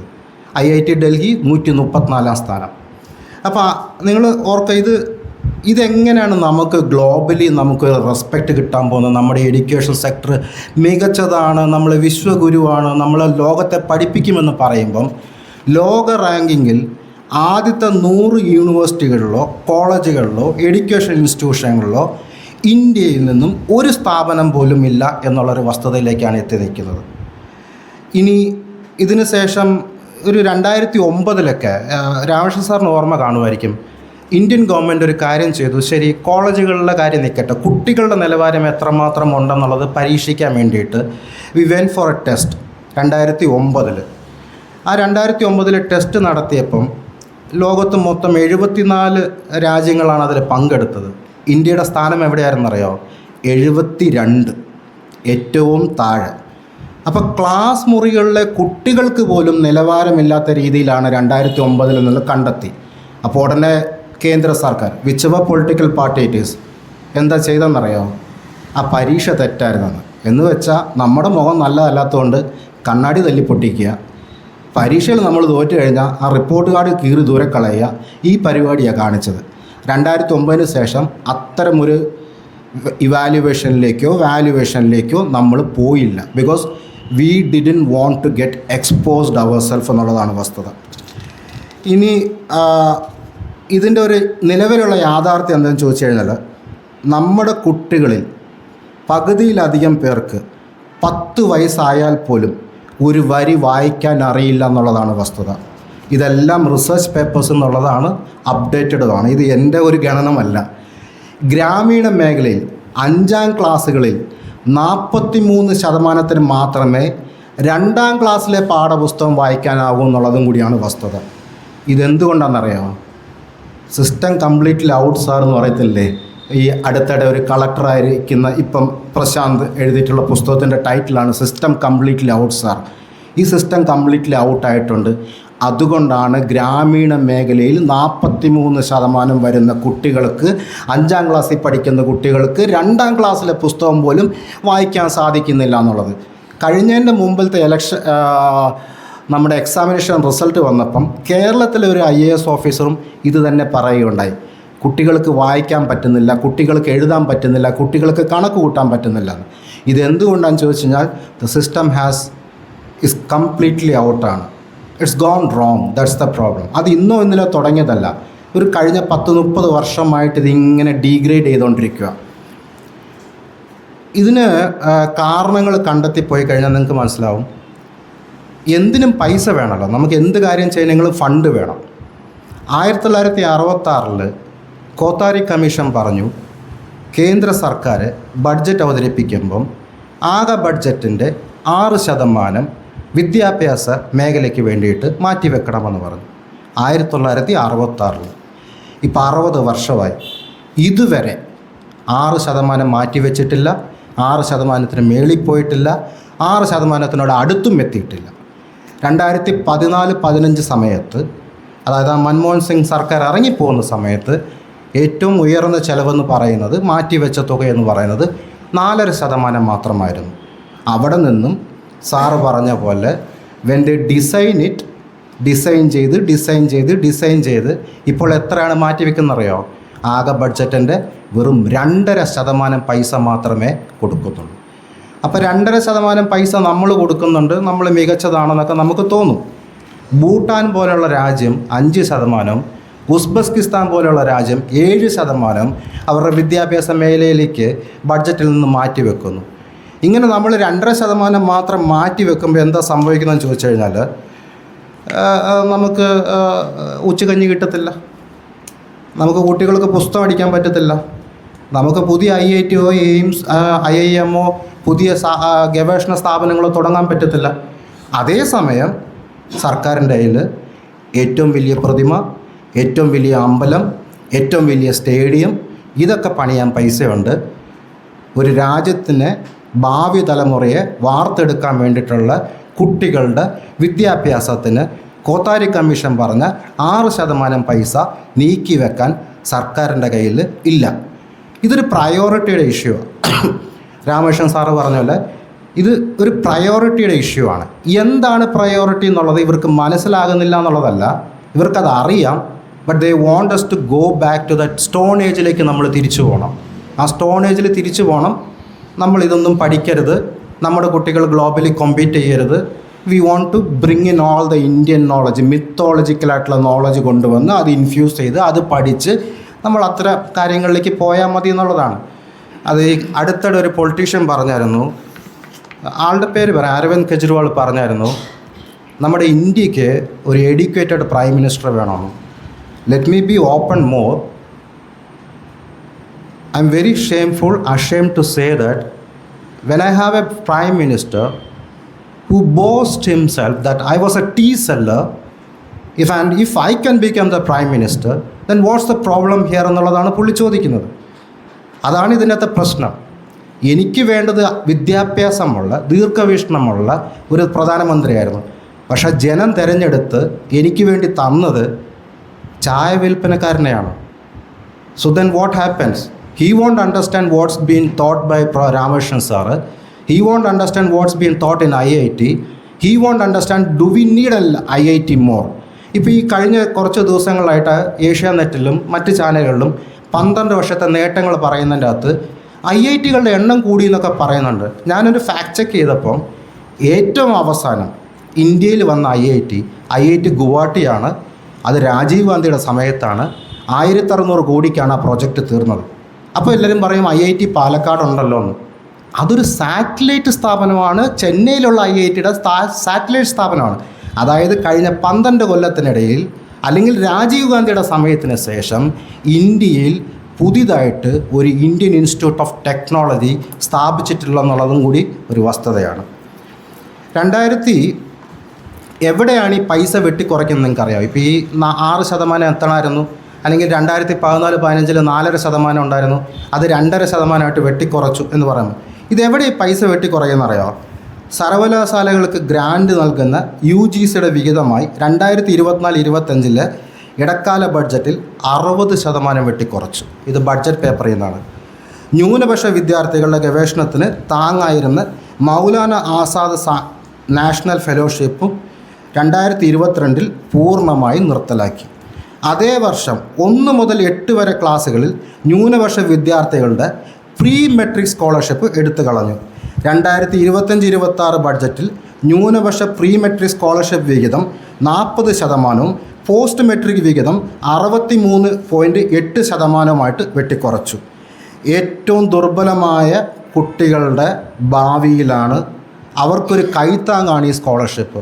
ഞാൻ ദളിതാണ്, എൻ്റെ കുട്ടികൾക്ക് കഴിഞ്ഞ 4 കൊല്ലമായിട്ട് സാറ് പറഞ്ഞ പോലെ കൺകറൻറ്റ് ലിസ്റ്റായിരിക്കാം, സ്റ്റേറ്റിന് അധികാരം കാണുമായിരിക്കും, കേന്ദ്രത്തിന് അധികാരം കാണുമായിരിക്കും, വാട്ട് എവർ ഇറ്റ് ഈസ്. ഞാൻ പഠിച്ചുകൊണ്ടിരുന്നപ്പോൾ എനിക്ക് കിട്ടിക്കൊണ്ടിരുന്ന 100 രൂപയോ 20 രൂപ എന്ന് പറഞ്ഞ് ഈ ഗ്രാൻഡ് കിട്ടുമായിരുന്നു. ആ ഗ്രാൻഡ് എൻ്റെ കുട്ടികൾക്ക് കിട്ടുന്നില്ല. എൻ്റെ ചിത്രം വ്യത്യസ്തമായിരിക്കും. I may be able to afford my ചിൽഡ്രൻ്റെ എഡ്യൂക്കേഷൻ അഫോർഡ് ചെയ്യാൻ പറ്റുമായിരിക്കും. But it's not only me. ഇന്ത്യയിൽ ആകെ പോപ്പുലേഷനിൽ 25% ദളിതുണ്ട്. And Dalits are still landless, അല്ലെങ്കിൽ ലാൻഡ് ഇല്ലെങ്കിൽ കോളനികളിലാണ്, 3.5 സെൻറ്റ് കോളനികളിലാണ്, അല്ലെങ്കിൽ 350 സ്ക്വയർ ഫീറ്റ് ലൈഫ് മിഷനിലാണ്. അവിടെ നിന്ന് വരുന്ന ഭൂരിഭാഗം കുട്ടികൾക്ക് പഠിക്കാൻ സഹായമായി കിട്ടേണ്ട ഈ ഗ്രാൻഡ് സംസ്ഥാന സർക്കാരോ കേന്ദ്ര സർക്കാരോ ആരാണെങ്കിലും കൊടുക്കുന്നില്ല എന്നുള്ളതാണ്. ഇതിൻ്റെ ഒരു പ്രാധാന്യം എന്താണെന്ന് ചോദിച്ചു കഴിഞ്ഞാൽ, അംബേദ്കർ പറഞ്ഞിട്ടുള്ള പോലെ എഡ്യൂക്കേറ്റ്, ഓർഗനൈസ്, അജിറ്റേറ്റ് എന്നാണ് പറയുന്നത്. സിമ്പിളായിട്ട് പറഞ്ഞാൽ, രാമകൃഷ്ണൻ സാറ് മുമ്പേ പറഞ്ഞല്ലോ, ഹൂ ഈസ് ഗെറ്റിംഗ് സ്ക്രീൻഡ് എന്ന്. ആരാണ് സ്ക്രീൻ ചെയ്ത് മേളിലേക്ക് പോകുന്നതെന്നുള്ളത്. ആ സ്ക്രീൻ ചെയ്ത് മേളിലേക്ക് പോകാൻ നിലവിലും 2026 ഇന്ത്യയിൽ ഈ പറയുന്ന ദളിതിനും മാർജിനലൈസ്ഡ് കമ്മ്യൂണിറ്റിക്കും പൂവർ OBCക്കും പൂവർ മുസ്ലിംസിനും പൂവർ ക്രിസ്ത്യൻസിനും സാധ്യത ഇല്ല എന്നുള്ളതാണ് വസ്തുത. അവിടെയാണ് ഈ സ്കോളർഷിപ്പുകളും ഈ ഗ്രാൻറ്റുകളും സഹായമാകുന്നത്. അത് കിട്ടിയെങ്കിൽ മാത്രമേ ഒരു കുട്ടിക്ക് എൻജിനീയറിങ്ങിനോ, ഒരു ദളിത് ഫാമിലിയിൽ നിന്ന് ഒരാൾ എൻജിനീയർ ആയിക്കഴിഞ്ഞാൽ ഡെഫിനറ്റ്ലി ഹിസ് ലൈഫ് ചേഞ്ചസ്, അവൻ്റെ ഫ്യൂച്ചർ ജനറേഷനും ചേഞ്ച് ചെയ്യും. അതിനുള്ള അവസരം കൊടുക്കുന്നില്ല എന്നുള്ളതാണ് വസ്തുത. ഇനി ഈ പൈസ തന്നില്ലെന്നുള്ളത് മാത്രമല്ല, ക്ലാസ് മുറിക്കുള്ളിലേക്ക് നടക്കുന്ന എന്താണെന്ന് നമ്മൾ നോക്കിക്കഴിഞ്ഞാൽ ഉണ്ടല്ലോ, ആദ്യം അവർ പല രീതിയിലുള്ള സാധനങ്ങളും സാറ് പറഞ്ഞ പോലെ ഇറേസ് ചെയ്തിട്ടുണ്ട്. സാറ് പറഞ്ഞല്ലോ മുഗളന്മാരുടെ കാര്യം. 2022 NCERTയുടെ 12ാം ക്ലാസ് ചരിത്ര പുസ്തകത്തിൽ നിന്നും മുഗൾ ദർബാറുകളെ അല്ലെങ്കിൽ മുഗൾ രാജവംശത്തിനെ ഇറേസ് ചെയ്തു. മുഗളന്മാരെ ഇന്ത്യയിൽ ഇല്ല എന്നുള്ള രീതിയിലാണ് ഹിന്ദുത്വവാദികൾ പ്രസംഗിച്ചുകൊണ്ടിരിക്കുന്നത്. അവരൊന്നും ഇവിടെ ഇല്ലായിരുന്നു. അപ്പോൾ എനിക്കെപ്പോഴും സംശയം, അപ്പോൾ ഈ താജ്മഹൽ ആരാ പണിതെന്നുള്ളതാണ് സംശയം. അതവിടെ നിപ്പുണ്ടെന്നേ. അത് മുഗൾ ഭരിച്ചിട്ടില്ല, മുഗൾ ഇന്ത്യയിലില്ല, മുഗൾ ദ്രോഹമേ ചെയ്തിട്ടുള്ളൂ, മുഗളന്മാരില്ലായിരുന്നു, ചരിത്രത്തിൽ നിങ്ങൾ പഠിക്കേണ്ട, 12ാം ക്ലാസ്സിൽ പുസ്തകത്തിൽ പഠിക്കേണ്ട, അത് മൊത്തം എടുത്തു കളഞ്ഞു. എന്നിട്ട് ഈ കൊച്ചിനെ കൊണ്ടുപോയി താജ്മഹൽ കാണിച്ചു കഴിഞ്ഞാൽ താജ്മഹൽ ആരാ പണിതെന്ന് ചോദിച്ചാൽ എന്ത് ഉത്തരം ഈ കേന്ദ്ര സർക്കാർ പറയുമെന്നുള്ളത് എനിക്കറിയത്തില്ല. അതുപോലെ തന്നെ 2002 ഗുജറാത്ത് കലാപം, അതിൻ്റെ പരാമർശങ്ങൾ മൊത്തം സ്കൂൾ ടെക്സ്റ്റ് ബുക്കുകളിൽ നിന്നും എടുത്തു കളഞ്ഞു. ശരി, സമ്മതിച്ചു, അതൊരു കലാപമാണ്, ഗോറിയാണ്, ഒരുപാട് അക്രമം നടന്നിട്ടുണ്ട്, സോ കൊച്ചു പിള്ളേരെ അത് പഠിപ്പിക്കേണ്ട, അവർക്ക് പറഞ്ഞു കൊടുക്കണ്ട, സമ്മതിച്ചു. പക്ഷേ ഈ അന്ന് റേപ്പ് ചെയ്യപ്പെട്ട, ബ്രൂട്ടലി റേപ്പ് ചെയ്യപ്പെട്ട ബിൽക്കിസ് ബാനു ഇടയ്ക്കിടയ്ക്ക് TV വരുമ്പം അവർ ഏത് കലാപത്തിലാണ് റേപ്പ് ചെയ്യപ്പെട്ടെന്നൊരു കൊച്ചു ചോദിച്ചാൽ ഈ കേന്ദ്ര സർക്കാർ എങ്ങനെ മറുപടി പറയും? ബിൽക്കിസ് ബാനുവിനെ കൊന്നു കളയാൻ പറ്റുമോ? സോ അവരൊരു ലിവിങ് എക്സാമ്പിൾ അല്ലേ ഈ 2002 ഗുജറാത്ത് റയാറ്റ് എന്ന് പറയുന്നത്. അപ്പോൾ ഈ കേന്ദ്രം ഭരിക്കുന്ന സർക്കാരിന് ഇതിന് വിഷമമുണ്ടെന്നുള്ളത് കൊണ്ട് അത് എടുത്തു കളഞ്ഞാൽ അതില്ലാതായി പോകുമോ? അതുപോലെ തന്നെ നിങ്ങൾക്കറിയാമോ, പുതിയ ടെക്സ്റ്റ് ബുക്കുകളിൽ കോൾഡ് വാർ ഇല്ല, ശീതയുദ്ധം ഇല്ല. ശരി, ശീതയുദ്ധം ഇല്ല. അപ്പോൾ പിന്നെ ക്യൂബ എങ്ങനെയാണ്? അപ്പോൾ പിന്നെ റഷ്യ എന്താ ചെയ്ത്? അപ്പോൾ പിന്നെ അമേരിക്ക എന്താ ചെയ്ത്? ഇവരെല്ലാം അവിടെ ഉണ്ടെന്നേ. ഇപ്പോഴും ക്യൂബ ഉപരോധം നേരിടുന്നത് ഈ മറ്റേ ശീതയുദ്ധവുമായിട്ട് ബന്ധപ്പെട്ട് റഷ്യയുമായിട്ട് ചേർന്ന് നിന്നതുകൊണ്ടല്ലേ. അപ്പം നമ്മൾ ടോട്ടലി പറയുകയാണ് നോൺ അലൈൻമെൻറ്റ് മൂവ്മെൻ്റ് എന്ന് പറഞ്ഞൊരു സാധനം ഇല്ല, അല്ലെങ്കിൽ കോൾഡ് വാർ ഇല്ല എന്ന് കുട്ടികളുടെ അടുക്ക് അതെടുത്ത് മായ്ച്ചു കളഞ്ഞു. അപ്പോൾ കുഞ്ഞുങ്ങൾ ചോദിക്കത്തില്ല പിന്നെ എന്തിനായിരുന്നു അന്ന് ആ ക്യൂബയുടെ മിസൈൽ ഉപരോധം വന്നത്, ക്യൂബ എന്തിനാണ് മിസൈൽ അമേരിക്കയിലേക്ക് തിരിച്ചു വെച്ചതെന്നൊക്കെ ചോദിച്ചു കഴിഞ്ഞാൽ അതൊക്കെ ഒരുപാട് ഹോളിവുഡ് സിനിമകളുണ്ട്, ഡോക്യുമെൻ്ററി കൈൻഡ് ഓഫ് ഹോളിവുഡ് സിനിമകളുണ്ട്. കുട്ടികളത് ചോദിച്ചു കഴിഞ്ഞാൽ നമ്മളിത് എവിടെ നിന്ന് ഏത് ടെക്സ്റ്റ് ബുക്കിൽ നിന്ന് എടുത്ത് കാണിച്ചു കൊടുക്കണം? അതുപോലെ തന്നെയാണ് 10ാം ക്ലാസ്സിലെ പൊളിറ്റിക്കൽ സയൻസിൽ നിന്നും ചില അധ്യായങ്ങൾ എടുത്തു കളഞ്ഞു. അധ്യായങ്ങളുടെ പേര് ഞാൻ വായിക്കാം. ജനാധിപത്യവും വൈവിധ്യവും, ജനകീയ സമരങ്ങളും പ്രസ്ഥാനങ്ങളും, ജനാധിപത്യം നേരിടുന്ന വെല്ലുവിളികൾ, ഇതെല്ലാം എടുത്തു കളഞ്ഞു പുസ്തകത്തിൽ നിന്ന് 10ാം ക്ലാസ്സിൽ നിന്ന്. ലോകത്തിലെ ഏറ്റവും വലിയ ജനാധിപത്യ രാജ്യമാണ് ഇന്ത്യ. ഇത് ഡെമോക്രാറ്റിക്കലി റൺ ആയിട്ടുള്ളൊരു കൺട്രിയാണ്. ആ കൺട്രിയിൽ കുട്ടികളെടുക്ക് ജനാധിപത്യം വൈവിധ്യം പഠിക്കേണ്ടെന്നാണ് പറയുന്നത്. അതവർ പറയും, കാരണം ദേ വോണ്ട് 1 നേഷൻ 1 ഇലക്ഷൻ 1 ലീഡർ അങ്ങനെയൊക്കെ ഉള്ളത് കൊണ്ട് അവർക്ക് ഈ ജനാധിപത്യത്തിനോടൊന്നും താല്പര്യമൊന്നുമില്ല. അതുകൊണ്ട് കുട്ടികളിത് പഠിക്കേ വേണ്ട. ഏത് കുട്ടികളാണ് ലോകത്തിലെ ഏറ്റവും വലിയ ജനാധിപത്യ രാജ്യമെന്ന് അവകാശപ്പെടുന്ന ഇന്ത്യയിലെ കുട്ടികൾക്ക് ജനാധിപത്യവും വൈവിധ്യവും ജനാധിപത്യത്തിൻ്റെ നേരിടുന്ന വെല്ലുവിളികൾ ഇതൊന്നും പഠിക്കേ വേണ്ട എന്നുള്ളതാണ്. ലോകത്തിലെ അതുപോലെ തന്നെ 10ാം ക്ലാസ്സിൽ വേറൊരു ഉദാഹരണം, ഡാർവിൻ്റെ പരിണാമ സിദ്ധാന്തം എടുത്തു കളഞ്ഞ്. ഡാർവിൻ്റെ പരിണാമ സിദ്ധാന്തം, അതായത് ഒരു ഇവല്യൂഷനും ഉണ്ടായിട്ടില്ല, ഇത് നേരിട്ടായിരുന്നു എന്നുള്ള രീതിയിലാണ് അവരത് എടുത്തു കളഞ്ഞു. അത് മറ്റേ അയാൾ വിദേശി ആയതുകൊണ്ട് അയാളുടെ ഒന്നും പഠിക്കേണ്ട, സാറ് പറഞ്ഞാൽ ഇന്ത്യൻ നോളജ് പഠിച്ചാൽ മതി, അതുകൊണ്ട് ഡാർവിനെ പഠിക്കേണ്ട. അതുപോലെ ഏറ്റവും രസകരം എന്താണെന്നറിയാമോ, പീരിയോഡിക് ടേബിൾ എന്ന് പറഞ്ഞൊരു സാധനമുണ്ട് കെമിസ്ട്രിയിൽ, മറ്റേ മൂലകങ്ങളുടെ ഒരു ടേബിൾ. അപ്പം നമ്മളൊക്കെ സ്കൂളിൽ പഠിക്കുമ്പോൾ ഒക്കെ പറയുമായിരുന്നു, അമ്മ ക്ലാർക്ക് ടേബിളിൻ്റെ കാലൊടിഞ്ഞ് പൈസ വേണമെന്നൊക്കെ പറയുമായിരുന്നു. അത് ഈ മറ്റേ പീരിയോഡിക് ടേബിളാണ്. ഈ പീരിയോഡിക് ടേബിൾ എടുത്തു കളഞ്ഞെന്നെ, അത് പഠിക്കേണ്ടെന്ന്. അത് പഠിക്കുന്നില്ല എന്നുണ്ടെങ്കിൽ നിങ്ങൾക്ക് സൾഫർ ഏതാ, അയൺ ഏതാ, അലുമിനിയം ഏതാ, ഫെറർ ഏതാ, ഇതൊന്നും കണ്ടുപിടിക്കാൻ പറ്റത്തില്ല. അതിന് ഇത് പഠിക്കുന്നില്ല എന്നുണ്ടെങ്കിൽ കുട്ടികൾ എങ്ങനെ ഉന്നത വിദ്യാഭ്യാസത്തിലേക്ക് പോകും എന്നുള്ളത് എനിക്ക് മനസ്സിലാവും. അപ്പോൾ പീരിയോഡിക് ടേബിൾ എടുത്തു കളഞ്ഞപ്പോൾ ഇന്ത്യയിലുള്ള സയൻറ്റിസ്റ്റുകളെല്ലാം പിന്നെ പെറ്റീഷൻ എഴുതിയൊക്കെ കൊടുത്തു. അപ്പം ഓക്കെ, നമുക്ക് വേണമെങ്കിൽ അത് ഇൻക്ലൂഡ് ചെയ്യാമെന്നാണ് പറയുന്നത്. അപ്പം ഇത് എന്തുകൊണ്ടാണ് വരുന്നതെന്ന് ചോദിച്ചു കഴിഞ്ഞാൽ ഇവരെല്ലാവർക്കും ഒറിജിനലായിട്ടുള്ള തിയറീസും ഒറിജിനലായിട്ടുള്ള ഐഡിയാസും ഇൻവെൻഷൻസും ഒക്കെ മായ്ച്ചു കളയുക എന്നുള്ളതാണ്. എന്നിട്ട് ഇവർ നമ്മളെ എങ്ങോട്ട് കൊണ്ടുപോകുന്നറിയാം, ആ മിത്തിലേക്കാണ് കൊണ്ടുപോകുന്നത്. അത് ഇപ്പോഴും തുടങ്ങിയതല്ല, 2014 തുടങ്ങിയതാണ്. 2014 ഒക്ടോബറിൽ മുംബൈയിലൊരു ആശുപത്രിയിൽ ഉദ്ഘാടന വേദിയിൽ ഡോക്ടർമാരോട് നമ്മുടെ ഇന്ത്യൻ പ്രധാനമന്ത്രി നരേന്ദ്രമോദി സംസാരിച്ചെന്താണെന്നറിയുക? ഡോക്ടർമാരോടാണ് പറയുന്നത്, ഗണപതിയുടെ തലയെന്ന് പറയുന്നത് പ്ലാസ്റ്റിക് സർജറിയുടെ ആദ്യത്തെ സംഭവമെന്നാണ് പുള്ളി പറഞ്ഞത്. അതൊക്കെ പണ്ടേ ഇവിടെ ഉണ്ടായിരുന്നു, നമ്മളിത് ചെയ്തുകൊണ്ടിരുന്ന ഒരു ഇന്ത്യൻ പ്രധാനമന്ത്രി പോയി പറഞ്ഞതിൻ്റെ നിങ്ങൾക്ക് യൂട്യൂബിൽ ചെക്ക് ചെയ്താൽ കിട്ടും ആ സാധനം. ഞാനത് കണ്ടിട്ട് തന്നെയാണ് എഴുതിയത്. അതുപോലെ പുള്ളി പറഞ്ഞു കൗരവരുടെ കാര്യം പറഞ്ഞിട്ട് പുള്ളി പറഞ്ഞു നമുക്ക് ഈ ജനറ്റിക് മറ്റേ ഈ DNA അല്ലെങ്കിൽ ക്ലോണിങ് ഇതൊക്കെ കൗരവരെ പണ്ടേ മറ്റേ കുടത്തിൻ്റെ അകത്ത് 100 പേരെ ഉണ്ടാക്കി എന്നുള്ളതാണല്ലോ മിത്തിൻ്റെ അകത്തുള്ളത്. അപ്പോൾ അതുപോലെ ഇതൊക്കെ പണ്ടേ ചെയ്തിരുന്നാണ് പുള്ളി പറഞ്ഞത്. 2014 ഡിസംബറിൽ കേന്ദ്ര മാനവ വിഭവശേഷി മന്ത്രി പരസ്യമായി പറഞ്ഞതാണ് സാറ് പറഞ്ഞ നേരത്തെ കാര്യം. ആസ്ട്രോണമി എന്ന് പറഞ്ഞില്ലേ, നമ്മുടെ ഇന്ത്യയിൽ ഇപ്പോൾ ഉള്ളൊരു സിറ്റുവേഷൻ എന്താണെന്ന് പറഞ്ഞാൽ ആസ്ട്രോണമി വേറെ, അത് വിട്ടേരെ, അതല്ല നമ്മൾ പഠിക്കേണ്ടത്, ആസ്ട്രോളജി. ഇത് രണ്ടും രണ്ടാണ്. ജ്യോതിഷം രണ്ടാണ്, ജ്യോതിശാസ്ത്രം രണ്ടാണ്. നമ്മൾ പഠിക്കേണ്ടത് ജ്യോതിഷമാണ്. ജ്യോതിഷം സയൻസിനേക്കാളും ഒത്തിരി അപ്ഗ്രേഡഡ് ആണെന്നാണ് കേന്ദ്ര മാനവ വിഭവശേഷി മന്ത്രി പറയുന്നത്. പുള്ളി കൈ നോക്കാൻ പോകുന്നുണ്ടായിരിക്കും, കവടി നിരത്തുന്നുണ്ടായിരിക്കും, കുണ്ടിലി എടുത്ത് പോക്കറ്റിൽ വെക്കുന്നുണ്ടായിരിക്കും, ഇതൊക്കെ ശരിയാണ്. പക്ഷേ ഇത് മക്കളുടെ അടുക്കലും പിള്ളേരുടെ അടുക്കലും ഇത് പഠിക്കേണ്ടെന്ന് പറഞ്ഞു കഴിഞ്ഞാൽ, അല്ലെങ്കിൽ ഇത് ജ്യോതിഷമാണ് മികച്ചെന്നൊക്കെ പറഞ്ഞു കഴിഞ്ഞാൽ where are we heading to? അതുകൊണ്ട് ഈ പ്രതിസന്ധിയൊന്നും ഇന്നലെയോ ഇന്നോ ഒന്നും വന്നതൊന്നുമില്ല. This is there since 2014. ഇനി ഒരെണ്ണം പറയാം. 2015 102ാമത്തെ ഇന്ത്യൻ സയൻസ് കോൺഗ്രസിൻ്റെ ഔദ്യോഗിക ശാസ്ത്രവേദി ഒരു പ്രബന്ധം അവതരിപ്പിച്ചു. വേദകാലത്ത് വിമാനങ്ങളുണ്ടായിരുന്നു, അതിന് മുന്നോട്ടും പിന്നോട്ടും പറക്കാനുള്ള മോട്ടോർ ഉണ്ടായിരുന്നു, അത് ഗ്രഹങ്ങൾക്കിടയിലൂടെയൊക്കെ സഞ്ചരിക്കുമായിരുന്നു.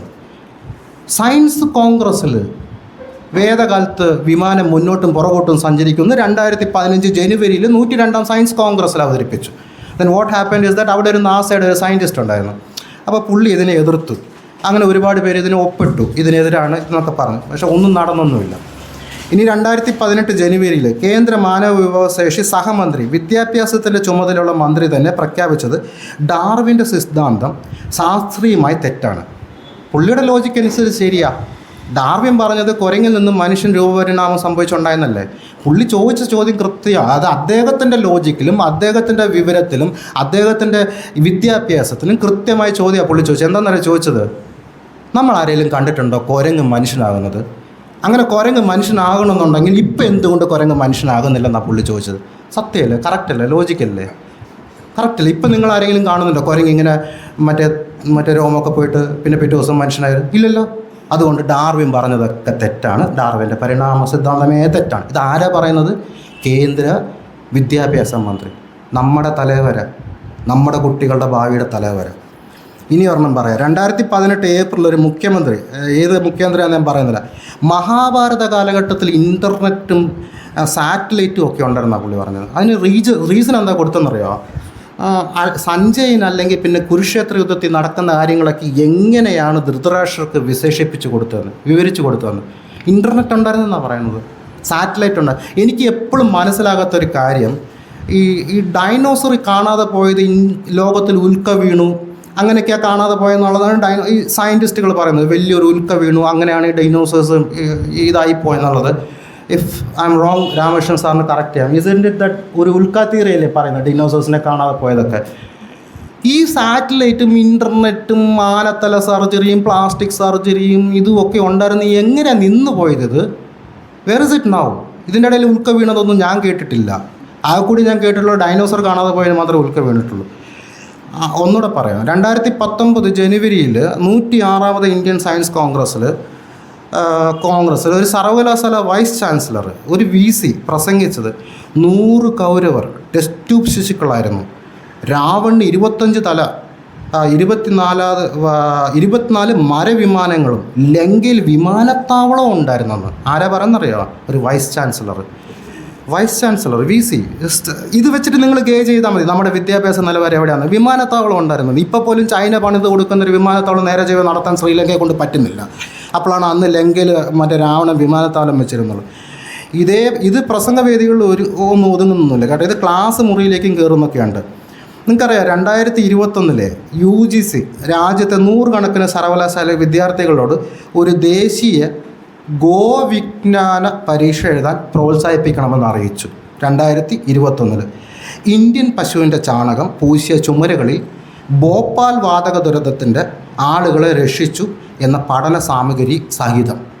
അതായത് ഇപ്പോൾ മറ്റേ ഈ ഭോപ്പാൽ ദുരന്തം വരുമ്പോഴോ ഇനി അല്ലെങ്കിൽ യുറേനിയം റിയാക്ഷൻ വരുമ്പോഴോ നമ്മൾ കുറച്ച് ചാണകമൊക്കെ മെഴുകി തമിഴ്നാട്ടിലൊക്കെ കണ്ടില്ല ഭിത്തിയിൽ ഒട്ടിച്ച് വെച്ചിരിക്കുന്നു. അതുപോലെ ഇത് ഒട്ടിച്ച് വെച്ച് കഴിഞ്ഞാൽ ഈ റേഡിയേഷൻ അകത്തോട്ട് കയറത്തില്ല എന്നുള്ള രീതിയിൽ. അത് ഈ ഒരുപാട് ട്രോളും വിമർശനങ്ങളും വന്നപ്പോൾ ഈ പരിപാടി നിർത്തിവെച്ചു. ഉപേക്ഷിച്ചിട്ടില്ല. വേണമെങ്കിൽ നാളെയും കൊണ്ടുവരാം, ഒന്നുകൂടെ പഠിക്കാൻ പറയും. ചാണകം ഒട്ടിച്ച് വെച്ചിട്ട് നമുക്ക് എങ്ങനെ റേഡിയേഷനെ തടയാൻ പറ്റും എന്നുള്ളത്. ഇതാണ് ഈ കഴിഞ്ഞ 10-14 വർഷം കൊണ്ട് ചെയ്ത് കൊടുത്തത്. അപ്പോൾ ഒന്നാമത്തെ കാര്യം, ക്ലാസ് മുറിയിലേക്ക് പൈസ തന്നില്ല. എന്താ വെച്ചാൽ ബഡ്ജറ്റ് 2.5% ഉള്ളൂ. ആ പൈസ കൊണ്ട് നിങ്ങൾക്ക് ക്ലാസ് റൺ ചെയ്യാൻ പറ്റത്തില്ല. 2 ചരിത്രവും ശാസ്ത്രവും ഒക്കെ എടുത്ത് കൊണ്ടുപോയിട്ട് മിത്തിൻ്റെ അകത്ത് വെച്ചിട്ട് ചരിത്രം വേറെ ശാസ്ത്രം വേറെ, മിത്താണ് ശരി എന്നൊക്കെ പറഞ്ഞെന്ന് മറ്റൊരു സാധനം. പിന്നെ ബാക്കിയുള്ളിടത്തെല്ലാം ഫാൻറ്റസി ഇങ്ങനെ കുത്തിക്കയറ്റിക്കൊണ്ടിരിക്കുക എന്നുള്ളതാണ്. വസ്തുതയ്ക്ക് പകരം ഫാൻറ്റസി വളർത്തുന്ന ഒരു രീതിയാണ്. ഇനി ഈ വ്യവസ്ഥയുടെ ഏറ്റവും നാണം കെട്ട അധ്യായം എന്താണെന്ന് പറയാം. ഇതെല്ലാം സഹിച്ച്, ഈ പറയുന്ന ആനത്തലയും എല്ലാം സഹിച്ച് കുട്ടികൾ പഠിക്കാൻ പോയി കഴിഞ്ഞാൽ, പരീക്ഷ എഴുതാൻ പോയി കഴിഞ്ഞാൽ ആ പരീക്ഷാ പേപ്പർ വിൽപ്പനയ്ക്കാണ്. 2024 ഫെബ്രുവരിയിൽ ഒരു ദേശീയ പത്രത്തിൻ്റെ പേര് ഞാൻ പറയുന്നില്ല, പത്രത്തിൻ്റെ അന്വേഷണം പറയുന്നത് ആ 2024 മുമ്പുള്ള 5 കൊല്ലത്തിനിടയിൽ 15 സംസ്ഥാനങ്ങളിലായി 41 റിക്രൂട്ട്മെൻറ്റ് പരീക്ഷാ ചോദ്യപേപ്പറുകൾ ചോർന്നു. അതായത് 2019 തൊട്ട് 2024 വരെ 15 സംസ്ഥാനങ്ങളിലായി 41 റിക്രൂട്ട്മെൻറ്റ് പരീക്ഷാ ചോദ്യപേപ്പറുകൾ ചേർന്നു. ഏകദേശം 1.5 കോടി ഉദ്യോഗാർത്ഥികളാണ്, ജോബ് ആസ്പിരൻസിനാണ് ഇത് ബാധിച്ചത്. അതേ മാസം ഉത്തർപ്രദേശിൽ പോലീസ് കോൺസ്റ്റബിൾ പരീക്ഷയുടെ ചോദ്യപേപ്പർ ചോർന്നു. 48 ലക്ഷം പേര് അധികം എഴുതിയ പരീക്ഷ റദ്ദ് ചെയ്തു സർക്കാർ. തിരക്കട്ട പാർലമെൻറ്റ് നിയമമൊക്കെ പാസ്സാക്കി, ഇനി ഇങ്ങനെയൊന്നും ഉണ്ടാകത്തില്ലെന്നൊക്കെ പറഞ്ഞു. പക്ഷേ നിയമം പാസ്സാക്കി 3 മാസം തികയുന്ന മുമ്പ് 2024 മെയ് 5-ന് 23 ലക്ഷം കുട്ടികൾ എഴുതിയ നീറ്റ് UG മെഡിക്കൽ പ്രവേശന പരീക്ഷയുടെ ചോദ്യപേപ്പർ ചോർന്നു. എല്ലാവർക്കും ഓർമ്മ ഈ ലേറ്റസ്റ്റാണ്. അല്ല, 2024 ഇത് ചോർന്നിട്ടുണ്ടായിരുന്നു. ജാർഖണ്ഡിലെ സാറ് പറഞ്ഞ സൊസൈറ്റിയായിട്ട് രജിസ്റ്റർ ചെയ്തിട്ടുള്ള NTA ഗോഡൗണിൽ നിന്നാണ് ചോദ്യപേപ്പർ വെളിയിൽ പോയത്. പിന്നെ പട്നയിൽ ആ സമയത്ത് കണ്ടെത്തി ചോദ്യപേപ്പർ കത്തിച്ചിട്ടുണ്ടായിരുന്നു എന്നുള്ളതൊക്കെ കണ്ടെത്തി. കാരണം CBI ആണ് അന്വേഷണം ഏൽപ്പിക്കുന്നത്. നിങ്ങൾക്കറിയില്ല, ഇനിയിപ്പോൾ പരീക്ഷ നടത്താൻ എയർഫോഴ്സിൻ്റെ കയ്യിൽ ക്വസ്റ്റ്യൻ പേപ്പർ കൊടുത്തു വിടും. ഇത് പരീക്ഷയാണോ നടത്തുന്നത് അതോ ഇത് വേറെ എന്തെങ്കിലുമാണോ ചെയ്യുന്നത്? ഇത്രയും നാളും പരീക്ഷകൾ സാറ് പറഞ്ഞ പോലെ നടന്നിട്ടില്ലേ? കുട്ടികളെ വാല്യൂ ചെയ്തിട്ടില്ലേ? കുട്ടികൾക്ക് അഡ്മിഷൻ കൊടുത്തിട്ടില്ലേ? കുട്ടികൾക്ക് ഇവാലുവേറ്റ് ചെയ്തിട്ട് അവരെ പാസ്സാക്കിയിട്ടില്ലേ? തോൽപ്പിക്കേണ്ടവരെ തോൽപ്പിച്ചിട്ടില്ലേ? ഇതിൻ്റെ ഇടയിൽ എന്തിനാണ് ഇന്ത്യൻ എയർഫോഴ്സിനൊക്കെ വലിച്ചയക്കുന്നത്? അവരുടെ ഡ്യൂട്ടിയേ അല്ല ഇത്. ഇതിപ്പോൾ വിട്ട് കഴിഞ്ഞാൽ അവർ നമുക്ക് EVM മെഷീൻ തരുമെന്നാണ് എനിക്ക് തോന്നുന്നത് പരീക്ഷ എഴുതാൻ വേണ്ടിയിട്ട്. കുട്ടികളിനി സെക്യൂറായിട്ട് പരീക്ഷ എഴുതാൻ വേണ്ടി EVM മെഷീനിൽ ഓരോ ഉത്തരങ്ങളും ചോദ്യങ്ങളും നിങ്ങൾ പ്രസ് ഇങ്ങനെ ഞെക്കിയാൽ മതി, ഞങ്ങളിവിടെ ബാലറ്റ് പേപ്പറിൽ എണ്ണുന്ന പോലെ എണ്ണി അത് കൃത്യമായിട്ട് ഇവാലുവേറ്റ് ചെയ്യുക. ആ രീതിയിലേക്കൊക്കെ പോകുന്നത്.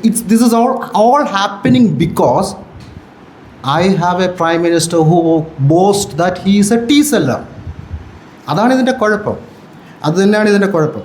അപ്പോൾ അതിന് 2 ആഴ്ച കഴിഞ്ഞില്ല, ജൂൺ 24, 2024 9 ലക്ഷം കുട്ടികൾ നീറ്റ് പരീക്ഷ എഴുതി. അതും പിറ്റേന്ന് തന്നെ ചോദ്യപേപ്പർ ഫേസ്ബുക്കിലുണ്ടായിരുന്നു. വിൽപ്പനയ്ക്കുണ്ടെന്നുള്ള വിവരത്തിൻ്റെ പേരിൽ പരീക്ഷ ഒന്നാകെ കേന്ദ്ര സർക്കാർ റദ്ദാക്കി. ഒറ്റ രാത്രി കൊണ്ട് 9 ലക്ഷം ചെറുപ്പക്കാരുടെ അധ്വാനം ഇല്ലാതാക്കി. ഈ 9 ലക്ഷം ചെറുപ്പക്കാർ ഇപ്പോൾ എൻ്റെ മോനെയും ബ്രില്യൻസിൽ വിട്ടിട്ടുണ്ട് വൈഫിൻ്റെ നിർബന്ധത്തിന്. I feel very sad.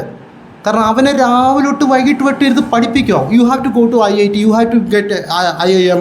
ഇത് തന്നെയാണ് പറഞ്ഞുകൊണ്ടിരിക്കുന്നത്. അവൻ്റെ നല്ല യുവത്വം, അവനെ ആഘോഷിക്കാനുള്ളത്, സ്നേഹിക്കാനുള്ളത്, സന്തോഷിക്കാനുള്ളത് ഇതെല്ലാം സ്ക്രൂ ചെയ്തിട്ട് നമ്മൾ ഈ പരീക്ഷയ്ക്ക് വേണ്ടി വിടുകയാണ്.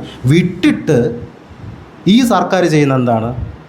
സൊസൈറ്റിയായിട്ട് രജിസ്റ്റർ ചെയ്തിട്ടുള്ള NTA പരീക്ഷ നടത്തി ആ ചോദ്യപേപ്പർ ചോർന്നിട്ട് ഈ കുട്ടികൾ, it's not a small thing. ഒരു കുട്ടി IIT, നീറ്റ്, UGC, UG ഇതിനൊക്കെ തയ്യാറെടുക്കണമെന്നുണ്ടെങ്കിൽ അവൻ 6 മണിക്കൂർ 8 മണിക്കൂർ 6 മണിക്കൂർ സ്കൂളിൽ പഠിക്കുന്നതും പിന്നെ ഒരു 4-5 മണിക്കൂറും പഠിച്ച് തുടങ്ങി മാത്രമേ അത് അവസാനം പരീക്ഷ എടുക്കാറാകുമ്പോൾ he might be spending around 20 hours. 4 മണിക്കൂർ പോലും ഉറങ്ങാൻ കിട്ടത്തില്ല. ഇതെല്ലാം ചെയ്തിട്ട് പോയി എഴുതിയ കുട്ടികളുടെ പരീക്ഷാ പേപ്പർ ചോർന്നപ്പോഴാണ് ഈ സർക്കാർ പറയുന്നത് മന്ത്രി രാജിയും വെക്കത്തില്ല, മന്ത്രി മറുപടിയും പറയത്തില്ല. സർക്കാർ പറയാണ് സൊല്യൂഷനുണ്ട്, ഞങ്ങൾ എയർഫോഴ്സിൽ ഫ്ലൈറ്റിൽ ഇങ്ങനെ ചോദ്യപേപ്പർ വിടാം.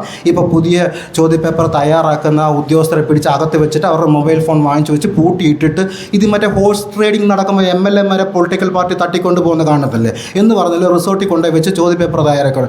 Is this the way to run an education system in India?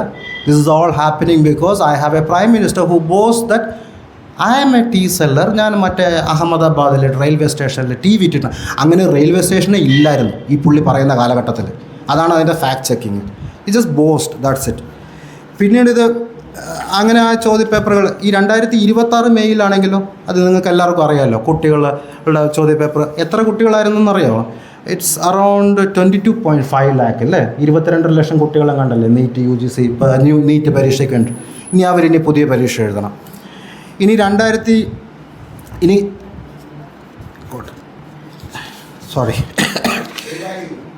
പടം റീവാലുവേഷൻ. ഇനി ഈ നമ്മൾ ഇതിനകത്ത് പ്രശ്നം എന്താ വെച്ചാൽ, ഞാൻ ആദ്യം പറഞ്ഞില്ലേ മരണസംഖ്യ പറഞ്ഞില്ലേ, I am very sad to talk about it, but അത് പറയാതെ പോകാൻ പറ്റത്തില്ല. കാരണം ഞാൻ മുമ്പേ പറഞ്ഞ ആ കണക്കുണ്ടല്ലോ 13,000 സംതിങ്, കൃത്യമായ കണക്കെന്ന് പറഞ്ഞാൽ 13,892 കുട്ടികളാണ് 2023 ആത്മഹത്യ ചെയ്തത്. ഈ ആത്മഹത്യകൾ നടന്നത് ഒട്ടുമിക്കതും ഹയർ എഡ്യൂക്കേഷൻ സെക്ടറുകളിലാണ് നടന്നിട്ടുള്ളത്, ഹയർ എഡ്യൂക്കേഷൻ ഇൻസ്റ്റിറ്റ്യൂഷൻസാണ് നടന്നിട്ടുള്ളത്.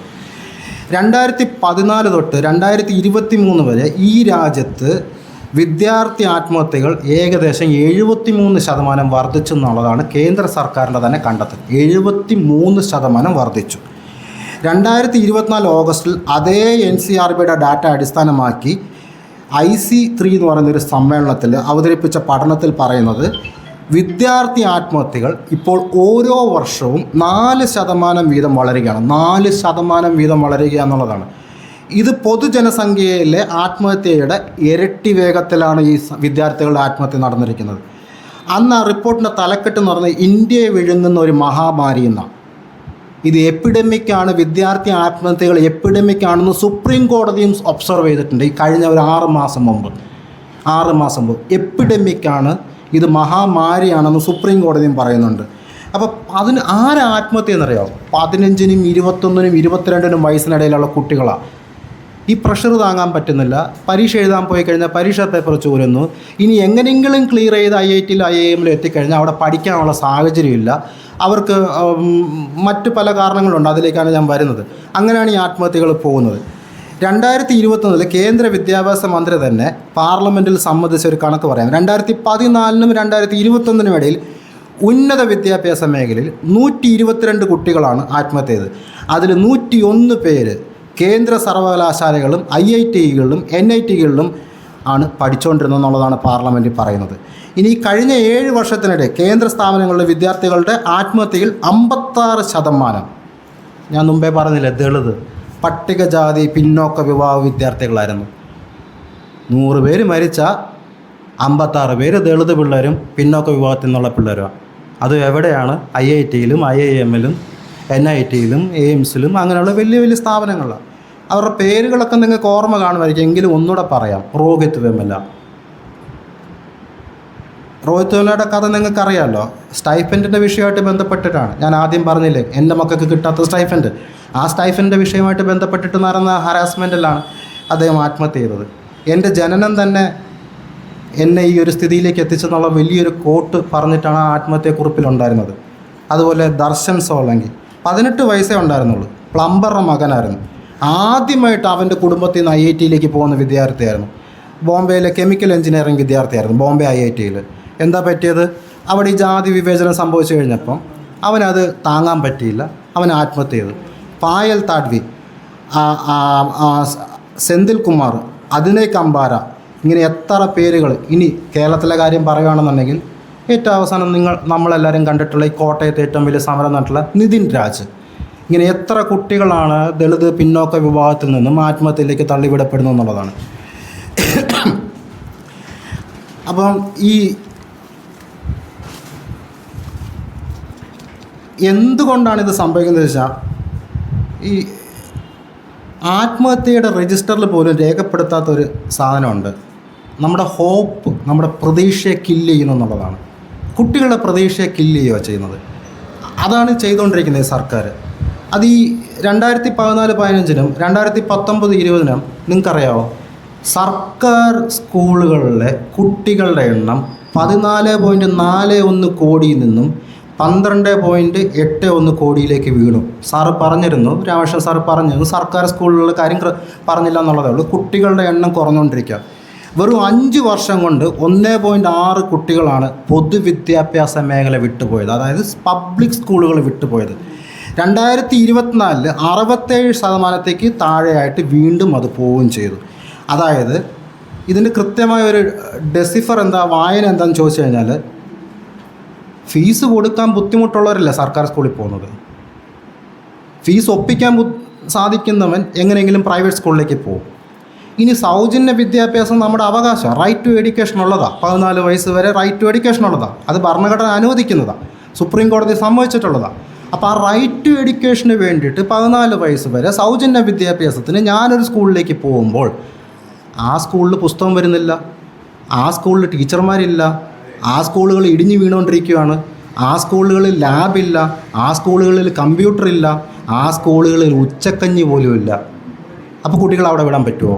ഇനി അവിടെ പഠിച്ചു കഴിഞ്ഞാൽ കുട്ടികൾക്ക് ഏതെങ്കിലും ഇപ്പോഴത്തെ നിലവിലുള്ള ഭയങ്കര കോമ്പറ്റീറ്റീവായിട്ടുള്ള, കഴുത്ത് ഞെക്കിക്കൊല്ലുന്ന രീതിയിലുള്ള കോമ്പറ്റീറ്റീവായിട്ടുള്ള എക്സാംസ് ഉള്ളിടത്ത് ഈ കുട്ടികൾക്ക് ടീച്ചർ ഇല്ലാത്തടത്ത് ഒരു കുട്ടിക്ക് കോമ്പീറ്റ് ചെയ്യാൻ പറ്റുമോ? പറ്റത്തില്ല. അപ്പോൾ പ്ലംബർ ആണെങ്കിലും ശരി, ഞാൻ പായൽ താഡ്വിയുടെ കാര്യം പറഞ്ഞ പോലെ പ്ലംബർ ആണെങ്കിലും ശരി, ആ പിതാവ് എങ്ങനെയെങ്കിലും ആ കൊച്ചിനെ ഏതെങ്കിലും ഒരു കോട്ടയിലോ തൃശ്ശൂരോ പാലായിലോ ചെന്നൈയിലോ ഏതെങ്കിലും ഒരു എൻട്രൻസ് കോച്ചിങ് സെൻറ്ററിൽ വിട്ട് അതിനെ എങ്ങനെയെങ്കിലും ഒരു MBBS IIT ജോയിൻ ചെയ്യിപ്പിക്കാൻ വേണ്ടി ശ്രമിക്കും. അതാണ് സംഭവിച്ചുകൊണ്ടിരിക്കുന്നത്. അതുകൊണ്ടാണ് കുട്ടികളുടെ ഈ കൊഴിഞ്ഞുപോക്ക് ഉണ്ടായിക്കൊണ്ടിരുന്നത്. അപ്പോൾ നമ്മൾ ഇനി പൊതുവായ, അതായത് നമ്മളിനി ചെയ്യേണ്ടത് എന്താണെന്ന് മാത്രം പറയാം. ഞാനീ പറഞ്ഞില്ല, ഇത് ഡിസീസാണിത്, ഇതൊരു ക്യാൻസറാണ് ബാധിച്ചിരിക്കുന്നത് ഈ ഇന്ത്യയിലെ എഡ്യൂക്കേഷൻ സിസ്റ്റത്തിൽ. ഇതിന് സൊല്യൂഷൻസ് ഉണ്ട്. കഴിഞ്ഞ 60 കൊല്ലമായിട്ട് കേന്ദ്ര സർക്കാർ 6% എന്ന് പറഞ്ഞ കോത്താരി കമ്മീഷൻ്റെ ബഡ്ജറ്റ് വിഹിതം മാറ്റിവെച്ചെങ്കിൽ മാത്രമേ we could make something better. പൈസ സ്കൂളുകളിൽ എത്തിയെങ്കിൽ മാത്രമേ ടീച്ചർമാരുണ്ടാകത്തുള്ളൂ, ടീച്ചർമാർക്ക് ശമ്പളം കിട്ടുകയുള്ളൂ, കുട്ടികൾക്ക് മികച്ച വിദ്യാഭ്യാസ സൗകര്യം, മികച്ചതൊന്നും പോട്ടെ, ബേസിക് വിദ്യാഭ്യാസ സൗകര്യം കിട്ടുകയുള്ളൂ. അപ്പോൾ പൈസ മാറ്റിവെക്കണം. അത് മാറ്റിവെച്ചില്ലെങ്കിൽ നടക്കത്തില്ല. 2, സീറ്റുകളും തസ്തികകളും നികത്തുക. ഇപ്പോൾ സാറ് പറഞ്ഞല്ലോ, ഇപ്പോൾ അപ്പോയിൻമെൻ്റ് എല്ലാം തീരുമാനിക്കുന്നത് കേന്ദ്ര സർക്കാരാണ്. ഞാൻ അടുത്തിടെ അറിഞ്ഞത് ഇന്ത്യയിൽ ഒരു നല്ലൊരു ശതമാനം യൂണിവേഴ്സിറ്റികളിലും കേന്ദ്ര സർവകലാശാലകളിലും അധ്യാപക വേക്കൻസികൾ ഒഴിഞ്ഞു കിടക്കുന്നു എന്നുള്ളതും കൂടിയും, അതോടൊപ്പം തന്നെ അവിടെ SC/ST റിസർവേഷൻ നടക്കുന്നില്ലെന്നുള്ളതും കൂടിയും ഞാൻ അറിയുന്നുണ്ട്. അപ്പോൾ അത്തരം സീറ്റുകൾ, അതായത് കുട്ടികൾക്കുള്ള സീറ്റുകളാണെങ്കിലും ശരി, അധ്യാപകരെ നിയമിക്കുന്നതാണെങ്കിലും ശരി, അത് കൃത്യമായി ചെയ്യാൻ സാധിക്കുന്നില്ല എന്നുണ്ടെങ്കിൽ ഈ സിസ്റ്റം കംപ്ലീറ്റ്ലി ഔട്ടായിക്കൊണ്ടേയിരിക്കും. 3, റോഹിത് വെമുല നിയമം പാസ്സാക്കണം. കാരണം 2016 നമ്മൾ ആവശ്യപ്പെട്ടതാണ് എല്ലാ ക്യാമ്പസുകളിലും ജാതി വിവേചനം ശിക്ഷാർഹമായ കുറ്റമെന്ന് നിയമം കൊണ്ടുവരണമെന്ന്. നിങ്ങൾക്കറിയാം ഈ കേസിൻ്റെ ഏറ്റവും ലേറ്റസ്റ്റ് സ്റ്റാറ്റസ് എന്താണെന്നറിയാമോ? അപ്പം UGC ഇതെല്ലാം പഠിച്ചിട്ട് പറഞ്ഞു, ശരി നമുക്ക് ഈ സാധനം സെറ്റ് ചെയ്യാം, ജാതി വിവേചനം ഇല്ലാതാക്കാം എന്ന് പാർലമെൻറ്റിലും പറഞ്ഞു. പാർലമെൻറ്റും പഠിച്ചു. സുപ്രീം കോടതിയിൽ പോയി. സുപ്രീം കോടതിയിൽ പോയപ്പോൾ അപ്പർ കാസ്റ്റിലുള്ള കുട്ടികൾ പറഞ്ഞു, ഈ പ്രൊട്ടക്ഷൻ എന്ന് പറയുന്നത് എന്തിനാണ് SC/ST കുട്ടികൾക്കും OBCക്ക് മാത്രം കൊടുക്കുന്നത്? അപ്പം ഞങ്ങളെ ഡിസ്ക്രിമിനേറ്റ് ചെയ്യുകയല്ലേ, ഞങ്ങളെ മാറ്റി നിർത്തുകയല്ലേ, ഞങ്ങൾക്കും വേണം പ്രൊട്ടക്ഷൻ എന്ന്. ആരാണ്?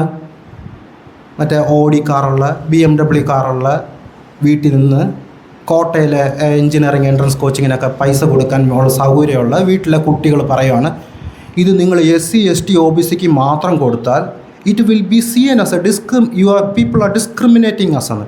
അപ്പോൾ സുപ്രീം കോടതി എന്താ പറഞ്ഞതെന്നറിയാം? ശരിയാണല്ലോ, അങ്ങനെ എങ്ങനെ നിങ്ങളെ മാറ്റി നിർത്താൻ പറ്റുന്നത്? അപ്പോൾ UGCയോട് പറഞ്ഞു, തൽക്കാലം ഞങ്ങളിത് ഹോൾഡ് ചെയ്യുമെന്ന് പറഞ്ഞു. അപ്പോൾ സാറ് മുമ്പേ പറഞ്ഞില്ലേ, ആ സ്ക്രീനിങ് ഇല്ലേ, അത് എല്ലായിടത്തും ഉണ്ട്. സുപ്രീം കോടതി തൊട്ട് സർക്കാരുകൾ തൊട്ട് പ്രൊഫസർമാരെ തൊട്ട് ടീച്ചർമാർ വരെ ഇതൊരു സ്ക്രീനിങ് കൃത്യമായിട്ടുണ്ട്. അപ്പോൾ സുപ്രീം കോടതിയിലിരിക്കുന്നവർക്കും പാൻഡമിക് ആണെന്നൊക്കെ പറയും, എപ്പിഡമിക് ആണെന്നൊക്കെ പറയുമെങ്കിൽ പോലും വെൻ ദേ സീ ദാറ്റ് ഞങ്ങളുടെ കൂട്ടത്തിലുള്ള, ഞങ്ങളുടെ അപ്പർ കാസ്റ്റ് കമ്മ്യൂണിറ്റിയിലുള്ള കുട്ടികളുടെ ഡിസ്ക്രിമിനേഷൻ എന്ന് പറഞ്ഞ് കോടതി വന്നു കഴിയുമ്പം we should stand with dum, ഞങ്ങൾ അവരോടൊപ്പം നിൽക്കണം. SC/ST OBC ഡിസ്ക്രിമിനേഷൻ്റെ കാര്യമൊക്കെ പിന്നെ നോക്കാമെന്ന് പറഞ്ഞ് അത് മാറ്റിവെച്ചു. അതാണ് ഈ റോഹിത് വെമുല കേസ് ഇപ്പം നിലവിലുള്ള സാധനം. 4, പരീക്ഷയെ തിരിച്ചു പിടിക്കുക. സൊസൈറ്റികൾ നടത്തുന്ന പരീക്ഷ ഇന്ത്യയിൽ വേണ്ടെന്നേ. UGC സാറിനെ പോലെയുള്ള എലിജിബിൾ ആയിട്ടുള്ള ആൾക്കാർ ഇവിടെ ഉണ്ട്. നമുക്കിവിടെ പ്രൊഫസർമാരുടെയോ ടീച്ചേഴ്സിൻ്റെ ഒന്നും കുറവൊന്നുമില്ല. 40-30 കൊല്ലം പഠിപ്പിച്ച എക്സ്പീരിയൻസ് ഉള്ള സാറ് ഡിസൻ നോട്ട് എഴുതി വെക്കുന്നൊരു സാഹചര്യമാണുള്ളത്. I won't be aligning with NTA agency എന്നുള്ളത്. അങ്ങനെ ഒരു ഡിസൻ നോട്ട് എഴുതാൻ ഉള്ളൊരു സാഹചര്യം ഉണ്ടാക്കി വെച്ചിരിക്കുകയാണ്. ഇത്രയും 30 കൊല്ലത്തെ പഠിപ്പിച്ച എക്സ്പീരിയൻസ് ഉള്ള അധ്യാപകരെ മാറ്റി നിർത്തി സൊസൈറ്റി അഴിമതി ചെയ്തിട്ടുള്ള ഒരു സൊസൈറ്റിയെ കൊണ്ടുവന്നത്. അപ്പോൾ ഈ പരീക്ഷയെ തിരിച്ചു പിടിച്ചെങ്കിൽ മാത്രമേ ഫെയർ ആയിട്ടുള്ളൊരു പരീക്ഷ, ഫെയർ ആയിട്ടുള്ള ഇലക്ഷൻ എന്നുള്ളത് മാത്രമല്ല, ഒരു ഫെയർ ആയിട്ടുള്ള പരീക്ഷ നടത്തണം. ഇല്ലെങ്കിൽ 22 ലക്ഷം കുട്ടികൾ 2 കൊല്ലം പണിയെടുത്തത് ഇനി വീണ്ടും പണിയെടുക്കണം. ആ കുട്ടികൾ ഇനിയും ഉറക്കളച്ചിരുന്ന് ചെയ്യണം, ഇനിയും പോയി എഴുതണം. അവരുടെ പ്രതീക്ഷയെ കൊന്നുകൊണ്ടിരിക്കുക. 5, ഈ പരിണാമം, പീരിയോഡിക് ടേബിൾ, മായ്ച്ചു കളഞ്ഞ ചരിത്ര ജനാധിപത്യ അധ്യായങ്ങളും പാഠപുസ്തകങ്ങളിലേക്ക് തിരികെ കൊണ്ടുവന്നേ പറ്റത്തുള്ളൂ. ഞാൻ ഇന്ത്യയിൽ ജീവിക്കുമ്പോൾ എനിക്ക് ജനാധിപത്യം എന്താണെന്നുള്ളത് ഞാൻ എൻ്റെ സ്കൂളിൽ എൻ്റെ കുട്ടികൾ പഠിച്ചേ പറ്റത്തുള്ളൂ. നിലവിലുള്ള സിസ്റ്റത്തിലും ഒരുപാട് പോരായ്മകളുണ്ട്. ബിക്കോസ് നിങ്ങൾക്കറിയാമായിരിക്കും, ഞാൻ എപ്പോഴും അത്ഭുതപ്പെടുവാറുണ്ട്. നമ്മുടെ എഡ്യൂക്കേഷൻ സിസ്റ്റത്തിൽ ഞാൻ ബിർസ മുണ്ടയെ പഠിച്ചില്ല. ഞാൻ സ്കൂളിൽ വെളിയിൽ നിന്ന് ഇറങ്ങി കഴിഞ്ഞിട്ടാണ് ബിർസ മുണ്ടയെക്കുറിച്ച് പഠിച്ചത്. അപ്പോൾ ഇതൊരു സിസ്റ്റമാറ്റിക്കായിട്ട് പല പൊളിറ്റിക്കൽ പാർട്ടീസും അവരുടെ താല്പര്യങ്ങൾക്ക് വേണ്ടിയിട്ട് ഇത് ചെയ്യുന്നുണ്ട്. ബട്ട് അതൊരു ഹോൾ അപ്രോച്ച് അല്ല. ആ ഹോൾ അപ്രോച്ച് ഇല്ലാത്തതുകൊണ്ട് ഇതിനകത്ത് ഒരുപാട് പ്രശ്നങ്ങൾ. അത് സിസ്റ്റമിക്കിൻ്റെ ഞാൻ വേറെ കാര്യം ഉദാഹരണം നിങ്ങൾക്ക് പെട്ടെന്ന് മനസ്സിലാകും. നിങ്ങൾ ഈ 10ാം ക്ലാസ്സിലെ ചരിത്ര പുസ്തകം എടുത്ത് വെച്ച് കഴിഞ്ഞാൽ കോൺഗ്രസിൻ്റെ സമ്മേളനമാണ് നമ്മൾ കൂടുതലും പഠിച്ചിട്ടുള്ളത്. ശരിയാണ്, ആ പ്രമേയം പാസ്സാക്കി, ഈ പ്രമേയം പാസ്സാക്കി, വന്ദേ ഭാരതം ഏറ്റെടുത്തു, ജനഗണമന ഏറ്റെടുത്തു, അത് ചെയ്തു, ഇത് ചെയ്തു, quit India movement, Swaraj movement എന്നൊക്കെ പറഞ്ഞ് പഠിപ്പിച്ചു. കോൺഗ്രസ് ചെയ്തുകൊണ്ടിരുന്നത് ഇത് തന്നെയായിരുന്നു. അവരുടെ പാർട്ടി സമ്മേളനമാണ് നമ്മളെ ചരിത്രമായിട്ട് പഠിപ്പിച്ചുകൊണ്ടിരുന്നത്. ഇവരിപ്പോൾ വന്നതിന് ശേഷം അവർ മറ്റേ ആനത്തല സർജറി, പ്ലാസ്റ്റിക് സർജറി, കൗരവർ, അത് ഇതെന്നുള്ളത് അവർ ഇൻഫ്യൂസ് ചെയ്തുകൊണ്ടിരിക്കുക. കേരളത്തിലുണ്ട് അതിൻ്റേതായ. CPM ഭരിക്കുമ്പോൾ കമ്മ്യൂണിസ്റ്റുകാർ ഇല്ലാത്ത ചരിത്രമാണ് നമ്മളെക്കുറിച്ച് പഠിപ്പിച്ചുകൊണ്ടിരിക്കുന്നത് സ്കൂളുകളിലൊക്കെ. നങ്ങേലി എന്ന് പറയുന്നൊരു ആളെ ജീവിച്ചിരിപ്പില്ല. നിങ്ങൾ ആരെങ്കിലും വിശ്വസിക്കുമോ? ഫാക്ട് ചെക്ക് ചെയ്ത് കഴിഞ്ഞാൽ നങ്ങേലി മുല ചെത്തി വാഴയില വെച്ചെന്നുള്ളതൊക്കെ പറയുന്നത് കഥയാണ്. അങ്ങനെ ഒരു സംഭവം നടന്നിട്ടില്ല. പക്ഷെ നമ്മുടെ പൊതുബോധം എന്ന് പറയുന്നത് സ്കൂളിൽ പഠിപ്പിച്ചതും ടീച്ചർമാർ പറഞ്ഞു തരുന്നതും മറ്റുള്ളവർ പറഞ്ഞു തരുന്നത് നങ്ങേലി ഉണ്ടായിരുന്നു കേട്ടോ, അവരാണ് ആദ്യമായിട്ട് ബ്രസ്റ്റ് ടാക്സിനെതിരെ. ബ്രസ്റ്റ് ടാക്സ് ഇല്ലായിരുന്നു, അങ്ങനെ അല്ലായിരുന്നു ആ സംഭവം. നിങ്ങളൊരു ബ്ലൗസ് ഇടണമെന്നുണ്ടെങ്കിൽ നിങ്ങൾ അധികം പണം കൊടുക്കണം എന്നുള്ളതായിരുന്നു. അതിൻ്റെ സമരം നടന്നത് തക്കല ഭാഗത്തും തിരുവനന്തപുരത്തിൻ്റെ തെക്ക് ഭാഗത്തും ഒക്കെ സമരം. ആലപ്പുഴയിലും അങ്ങനെ ഒരു സമരം നടന്നിട്ടൊന്നുമില്ല. ഇനി ഞാൻ കൂടുതൽ പൊളിറ്റിക്കലായിട്ട് അതിലേക്ക് പോകുന്നില്ല. കാരണം കേരളത്തിലെ ചരിത്രം പഠിപ്പിച്ചിട്ടുള്ളതും സ്കൂളിൽ പറയുന്നതും പൊതുബോധം സൃഷ്ടിക്കുന്നതും ഇങ്ങനെയുള്ള കാര്യം ഓരോ പാർട്ടിക്കും താല്പര്യമുള്ള കാര്യങ്ങളാണ് ചെയ്തുകൊണ്ടിരിക്കുന്നത്. 6, കോച്ചിങ് വ്യവസായത്തെ നിയന്ത്രിച്ചേ പറ്റത്തുള്ളൂ. ഞാൻ കോട്ടയിൽ പോയിട്ടാണ് വന്നത് കഴിഞ്ഞ ആഴ്ച. നിങ്ങൾ പറഞ്ഞാൽ മനസ്സിലാകത്തില്ല. ഇതുപോലത്തെ ഒരു മുറിക്കകത്തൊരു 100 പിള്ളേർ താമസിച്ചിട്ടാണ്. ഹ്യൂജ് ഫീ ആണ്. വളരെ സിമ്പിളായിട്ട് പറയാം.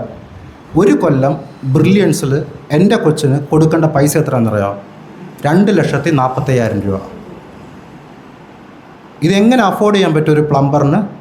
ഞാനാണെങ്കിൽ ഒരു ഫ്രീലാൻസറാണ്, എനിക്ക് വേറെ പ്രോജക്ട്സും അത് ഇതൊക്കെ ഉണ്ട്. I can afford. എത്ര പേർക്ക് ഈ റൂമിലിരിക്കുന്നവർക്ക് 2,40,000 രൂപ കുട്ടിയുടെ ഒരു കൊല്ലത്തെ IIT കോച്ചിങ്ങിന് വേണ്ടിയിട്ട് അഫോർഡ് ചെയ്യാൻ പറ്റത്തില്ല. അവർ ഫ്ലീസ് ചെയ്തുകൊണ്ടിരിക്കുക, ഞെക്കിപ്പിഴിഞ്ഞ് ഇതെടുത്തോണ്ട്. എന്നിട്ട് പരീക്ഷ എഴുതാൻ പോയി കഴിഞ്ഞാൽ സൊസൈറ്റി പരീക്ഷ നടത്തി അവസാനം അത് കുളവാക്കും. ഞാൻ തുടങ്ങിയെടുത്ത് തന്നെ അവസാനിക്കാം. ഞാൻ സംസാരിച്ച ഈ സമയത്തിനുള്ളിൽ 40 മിനിറ്റ് ആകാറായി. ഈ സമയത്തിനുള്ളിൽ ഇന്ത്യയിൽ എവിടെയോ ഒരു വിദ്യാർത്ഥിനിയോ ആത്മഹത്യ ചെയ്തിട്ടുണ്ട്. ഈ പ്രതിസന്ധി തർക്ക വിഷയമല്ല, ഇത് രേഖപ്പെടുത്തേണ്ടതാണ്. ഇതിന് തെളിവുകളിലൊന്നും കുറവൊന്നുമില്ല. കുറവുള്ളത് ഇച്ഛാശക്തിയാണ്. അത് നമുക്കും ഉണ്ടാകണം, സർക്കാരിനും ഉണ്ടാകണം. നമുക്കുണ്ടായെങ്കിൽ മാത്രമേ സർക്കാരിനോട് നമുക്ക് പറയാൻ പറ്റൂ. ചരിത്രം വായിച്ചും ശാസ്ത്രം നിഷേധിച്ചും സ്കൂളുകളെ പട്ടിണിക്കിട്ടും ചോദ്യപേപ്പറുകൾ വിറ്റും കുട്ടികളെ കുഴിച്ചു മൂടിയും ഒരു രാഷ്ട്രം നിർമ്മിക്കാൻ പറ്റത്തില്ല. നെൽസൺ മണ്ടേലയുടെ പേരിലൊരു കോട്ടുണ്ട്. അദ്ദേഹം പറഞ്ഞതൊന്നുമല്ല, പക്ഷേ എല്ലാവരും അത് കോട്ട് ചെയ്യും. അത് ഞാൻ എടുത്തു വെച്ചിട്ടുണ്ടായിരുന്നു ഇങ്ങോട്ട് വരുന്നതിന് മുമ്പ്. കാരണം ഫാക്ട് ചെക്ക് ചെയ്യുമ്പോൾ നമുക്ക് അങ്ങനെ ഒരു കോട്ട് അദ്ദേഹത്തിലില്ല. ആ കോട്ടിനകത്ത് പറയുന്നത് എന്താണെന്ന് പറയാം? To destroy a nation does not require the use of atomic bombs or the use of long range missiles.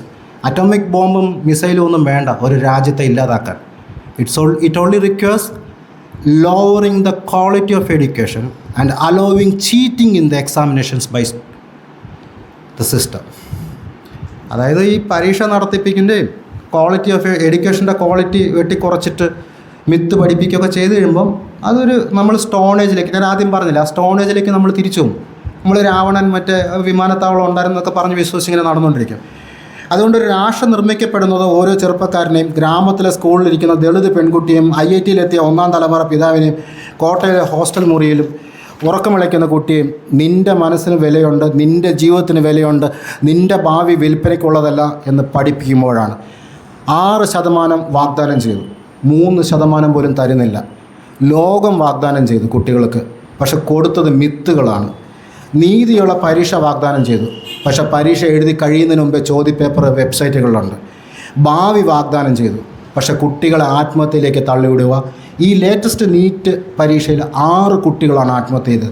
അതിൽ ആ മധ്യപ്രദേശിലെ കുട്ടികൾ എഴുതി വെച്ചത് എന്താണെന്നറിയോ?